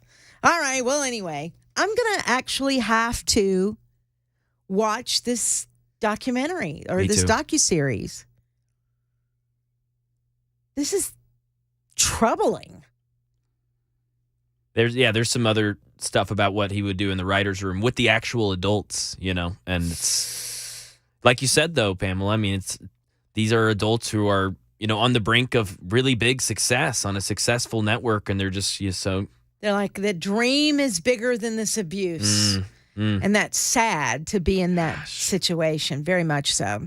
It's 11:21. I'm Pamela Furr, in for Chris Hand on Super Talk 99.7 WTN.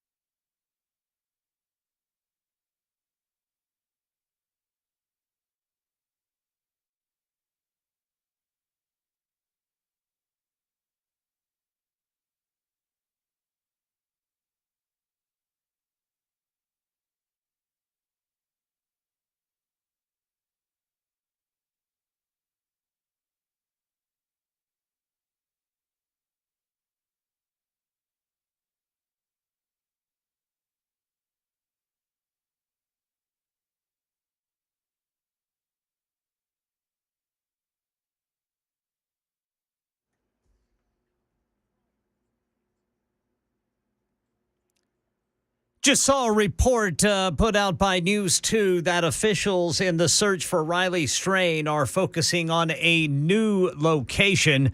We have a surprise witness in the impeachment hearing of President Biden. And state lawmakers today are going to take up a bill that would give high school students a day off for civic engagement. These stories and more at 11:30 on Super Talk 99.7 WTN. Thank you very much, Ken Weaver. It is 11:26. Look, I know we've been talking today about some very adult subjects, right? The Gen Zers aren't having sex, but as I said, that story actually went a little deeper than the sexual part of it. And I hope you got that from me. It was just, that was the headline part. And then, of course, this documentary that a lot of people are talking about regarding Nickelodeon and Dan Schneider, who is like the king daddy there at Nickelodeon. I know, again, very adult subjects. One person on the members nutrition super text line said it's kind of hard to follow with all the editing, but I have to edit because some of this stuff is sexual specifics, and I can't go that far, not on this here radio. If I were on a podcast, I could, or if I were writing it down, I could.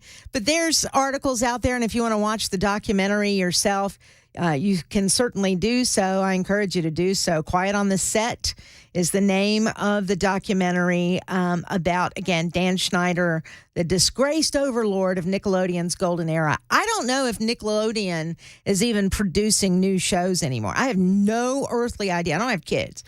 Some person also texted on the members nutrition super text line about Disney Plus and some of the garbage that Disney Plus is putting out, and how sexualized some of those kids are on Disney Plus.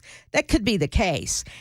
If I were a parent today, and I know Chris Hand talks about this with his family. I mean, he's raising 4 children in this crazy age today. You have to be involved in everything that your kids do because there are predators everywhere, and everything seems to be sexualized these days. So you've got to find other ways or other entertainment than the mainstream Nickelodeons or Disney Pluses or whatever that's out there. There are alternatives. Thank God for that. There are Christian alternatives. There are clean alternatives. And if I were a parent, that's what I would be checking out.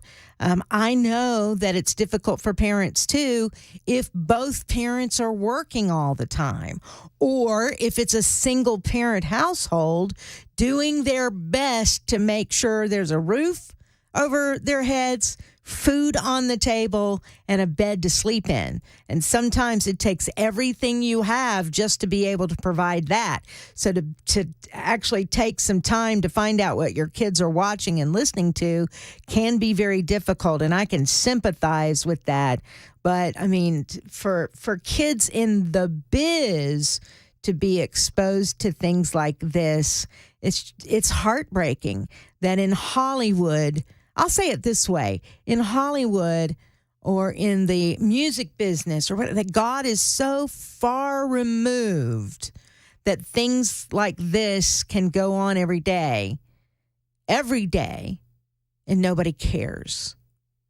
God is so far removed that there's no moral compass anymore, even in the buildings of some of these entertainment companies.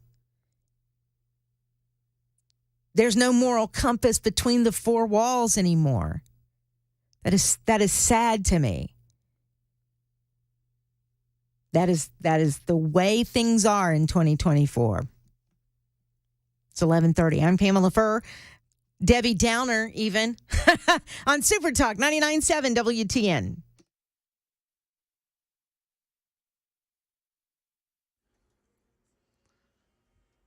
I'm Ken Weaver with your top stories. Drivers got stop-and-go traffic right now, 24 eastbound between Maxey Road, that's exit 19, and New Hope Road, exit 31 in Robertson County. The judge in the Georgia election interference case has cleared the way for former President Trump and co-defendants to seek an appeal of the order that denied disqualification of DA Fani Willis. In our nation's capital, James Comer chairing another hearing of impeachment on President Biden for alleged influence peddling when he was vice president, challenging Democrats to answer what services the Bidens provided to earn them and associates more than $24 million. The Bidens do not work in any traditional sense of the word. They do not work as consultants or lawyers or advisors. The Bidens don't sell a product or service or a set of skills. The Bidens sell Joe Biden. And right now in Tennessee, lawmakers in the Senate Education Committee preparing to hear arguments for a bill that would allow students a day off of school for civic engagement. News Channel 5 says the organization Students for Education came up with the idea. They'd need a permission slip from a parent and then write a one-page paper on what they learned afterward to keep kids from using the day simply to skip class. That's the latest news. Weather is next. I'm Ken Weaver, WTN News.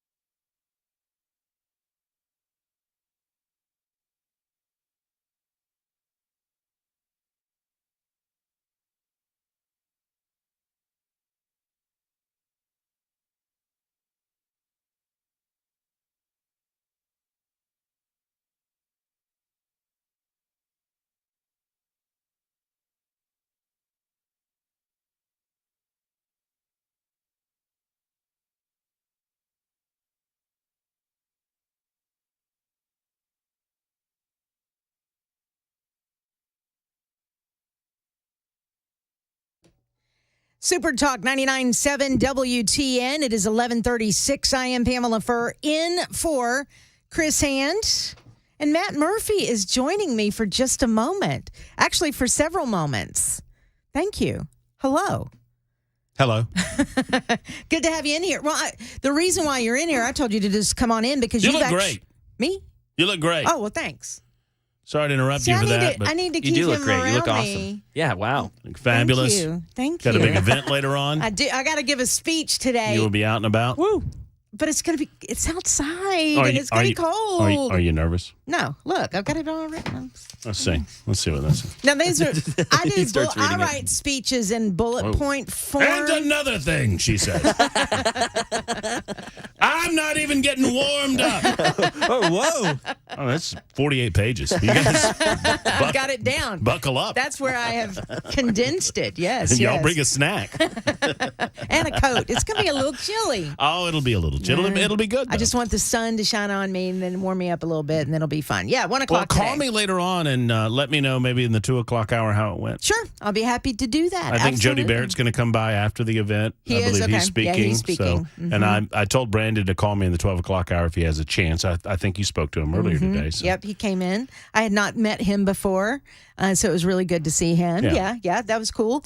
Well, and it demonstrates to me, I mean, just from my perspective, I just speak from my perspective, but I think that this might apply to a lot of the different organizations that are a part of what is happening, is that we don't have to agree on everything to agree on some things. Right. And I would suggest that AFP, for example, has a different perspective on the school choice legislation than maybe Brandon Lewis. Sure. And that's okay. It's okay to disagree on those things and not be disagreeable with one another on other things. Correct. And I think we've lost that. I believe we've lost it completely, too. And so we at AFP Tennessee, by the way, believe that we can always partner with somebody to do good. And I think this is a wonderful thing. And this is an effort to remind lawmakers that they are not hamstrung, whatever it is. They don't have their hands tied behind their backs with regard to illegal immigration. It's not exclusively a federal issue, right? Right. And that's right. Good. Some things might be, but there are other things that we can certainly do to mitigate the fact that Biden won't close the border. Right. Yeah. So anyway, that's what we'll be talking about today. Love Protect Tennessee's borders at 1 o'clock today. Meanwhile, have your earbud in listening to me while you're cheering Pamela Furr on as you're listening to her with the other ear. There you go. Is what I would recommend.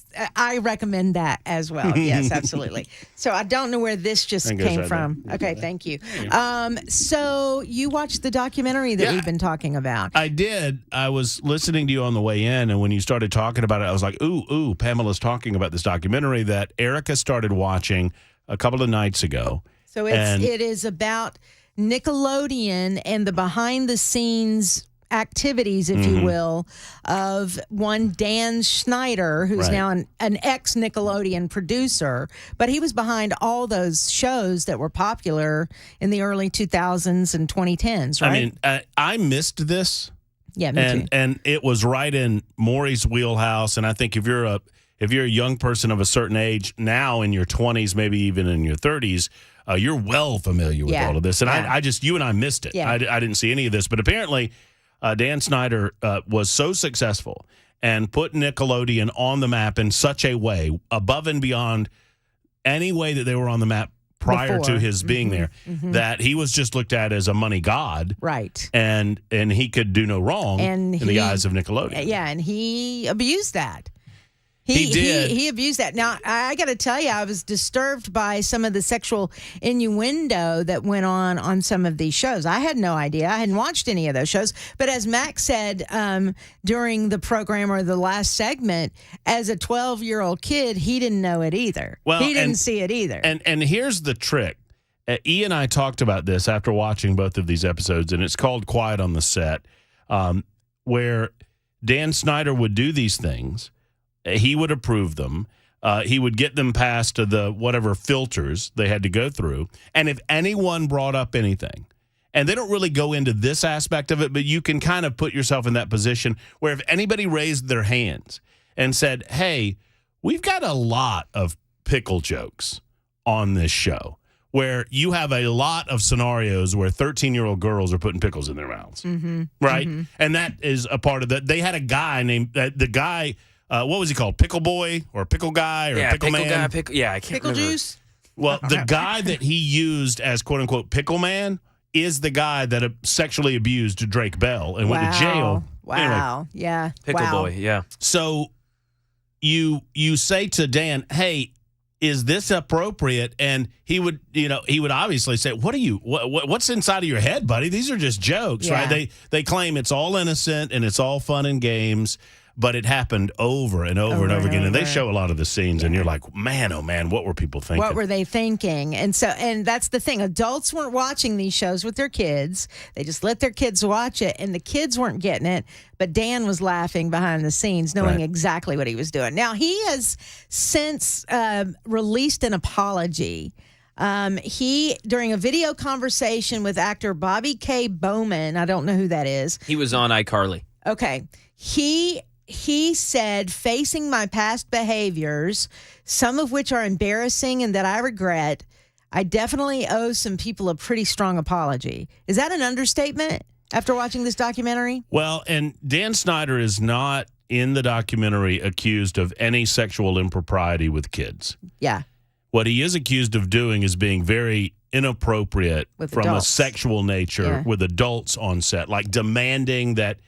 Get a massage. Yeah, he demanded massages and demanded the makeup artists or other people who worked on the set, almost exclusively women, would give him massages, and they felt like, I have to do this, otherwise I'm going to lose my job and get fired.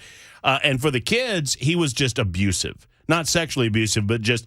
And if you look at Dan Snyder, he is a hefty guy. Yeah, I'm looking at him. I mean, he looks like the kid that never got dates when he was 14 years old in school. He was probably teased a lot. He was probably teased about his weight quite a bit. And now he is in a position of power over the type of youngsters that did all of that negative thing to him. Yeah. And I think there's just an underlying retribution that was going on in his psychology. Something back in the back of his head that this is my time for revenge. Yeah, I'm the boss now. Yeah. And you'll do what I say. I will show you. And I'll show you. And it made him feel powerful. It made him feel relevant. It made him to do all of those things that he didn't feel when he was a kid at all. Well, and the worst part of it, Pamela, is the Drake Bell segment, and I think that's almost exclusively part 2. And the only thing I knew about Drake Bell is that he was a former child actor and that he was accused of some sort of sexual impropriety with a young person. That's all I knew about him. Mm-hmm. And no one is excusing that, and he does not excuse it. It comes up. They ask him about that after he reveals that there was a scandal in which a staffer and an acting coach at Nickelodeon was accused of sexual molestation of a child. And it was not until this documentary that Drake Bell stepped forward and told his story. And in telling the story, I mean, it gave me goosebumps sitting there. And I'm not one of these guys that gets caught up in all of this, but they asked him, what did he do to you? And he said, I'm not comfortable saying. And it's obvious that, maybe he's getting paid or whatever. I don't know what the dynamics are, but it's obvious that they were like, hey, that's kind of what you're here for. Mm-hmm. And he got very emotional and said, imagine, he said, if you're sitting at home, if you're a parent sitting at home, imagine the worst possible thing that an adult can do to a child in a sexual way. Imagine, he said, I want you to imagine the worst possible thing you can imagine. And he looked at the camera and he said, he did that. Wow. And he said when he went to trial, he was a youngster, so he was a John Doe. Mm-hmm. He was supposedly anonymous. He said, I'm sitting in court. I'm ready to testify against him. And I'm sitting with my mother, my brother, and it's me and our lawyers on one side of the courtroom. And the other side of the courtroom is filled with Hollywood people supporting this person. Wow. They wrote letters of support. Wow. And he said he goes through all of that, and he said, well, at least I will never have to see this person again, and he will never be able to do this to another child. Right. Because he'll be in jail for the rest of his life. And they gave him 18 months. 18 months. That's what kills me, because that's what I just read. 18 months. And he went back to work on a children's show at another network after he got out of jail. How does this happen? How does this happen? I would think after this documentary that they are going to fire that guy. I would think. Well, I think they already did. I think it Okay, got good. exposed Good, that good, he had sexual molestation Well, see, in his you know what past. this harkens back to? Did you ever watch? Was it called it was Neverland. It was the documentary about Michael Jackson and the disgusting things he did with those kids who as adults now have come forward and have given the specifics. And when you hear this and you think of the parents that got caught up in all of the fame of being a friend to Michael Jackson and allowed their kids to be exposed to this kind of stuff. Well, I heard you talking about the one actor that was uncomfortable wearing the leotards and all that. And, they have all of these actors that were on the shows. A lot of them are now speaking out. Yeah, They're adults. And he said, and you wonder, why in the world would someone of that age go through that, be that uncomfortable and still do it? And why would the parents allow them to do it? And I understand that feeling. This kid said, I understood when I was 12 years old that I was the way out of poverty for my family. I was the way. Now that's a major head game going on with a kid. And so I'm not going to say anything. He said, because especially on the show, All That, he said any kid that said they were uncomfortable doing a skit, any kid that created any dynamic of an issue, Dan Snyder just wouldn't put you any more sketches. And so if you're not making any money. If you're not favored by Dan Snyder, you're cast aside. And worst case scenario, you're fired. You're let go. Your contract's not renewed. There was a young lady who said her mother was interviewed. Actually, no, I think it was it might have been this young man. I might be getting confused. But one mother who was interviewed who did speak up on the set, who did say a few things about some of the nature of the skits. Her kid was not renewed for the next season, and they're interviewed separately. He blamed his mother. Oh, he said, wow. "You've ruined my career." Yeah. He's 13 years old, and he said, "It's your fault because you wouldn't shut up." And they were estranged for like a decade. Wow. Because of the dynamics, the negative, toxic dynamics on this set. That is just so sad. But I'm sorry to ruin your childhood, Matt. No, it's so weird. I liked all of these. All those shows. I liked all those shows. And see, and that's the thing. Sad. Like I said, you've got people who this is their job, this is their livelihood, this is their career. And then when you're talking of, hundreds of thousands of dollars, possibly in the millions if you become famous and all of that, you're right. That brings them, the whole entire family, out of poverty, the whole entire family into a better way of life. And you don't want to screw that up. That's a mind game that a 12-year-old shouldn't have to be going through. I'm not a father. I've never been blessed with being a dad, but there's a moment in the second part where Drake Bell, when it came out that this guy was arrested. Drake Bell's mother and father had divorced, but he still had a relationship with both of them. And it came out that he was arrested and he had molested a kid on set. All of this came out. Obviously, the name did not. And he said his dad called him and said, "Are you okay?" "Yeah, I'm okay." He said, "Well, thank God they got this guy. Thank God he never did anything to you." He's just gushing about thank God this, they got him and he's offset and you didn't have to deal with that. And Drake Bell said, I said, I couldn't tell him. Wow. He said, I could not tell my father. Then they interviewed the father, and the father broke down into tears. Yeah, I bet. And talking about when he found out that he was his son. That's heavy stuff. I mean, it's just heavy. Ugh. All right. Quiet on the Sorry, set. I didn't mean to be a downer. But. No. I mean, that's what you brought it up. I brought it up. It's been a heavy show today, really, because, we've talked about Gen Zers aren't having sex, but when you hear stories like this. You know what? Can I talk to you about this in a second? Yes. All right, let's take a break, and then we'll talk about it when we You're come back. mentally insane. I am not insane. Insane. We'll be back in a moment on WTN.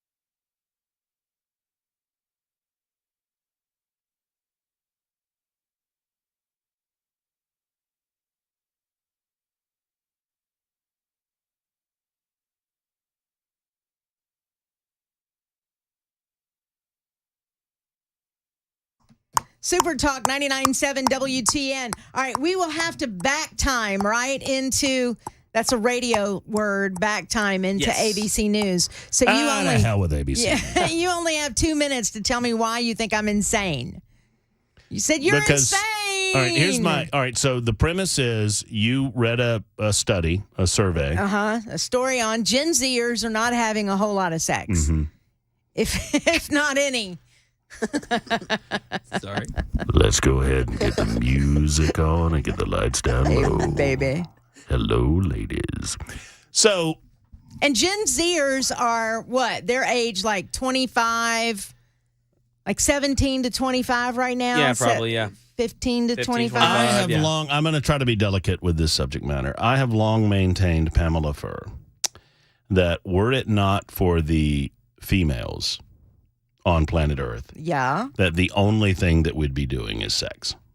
Yeah. I think Matt has lost it. I don't know if that's the case anymore. And I don't know. I have some data to back me up on that. Your own studies. Fact check. Fact check. I'm a boy. I'm a boy. And I know. And this is how you know. And that's how I know. I was 17. Don't shoot the messenger. Don't accuse her of being insane. Not shooting anybody. I just letting you know. All right. Well, that's it for me. Matt Murphy is up next. I'm going to go do a speech at 1 o'clock at Capitol Hill. I'll see you there. Or I won't see you, but you know what I mean.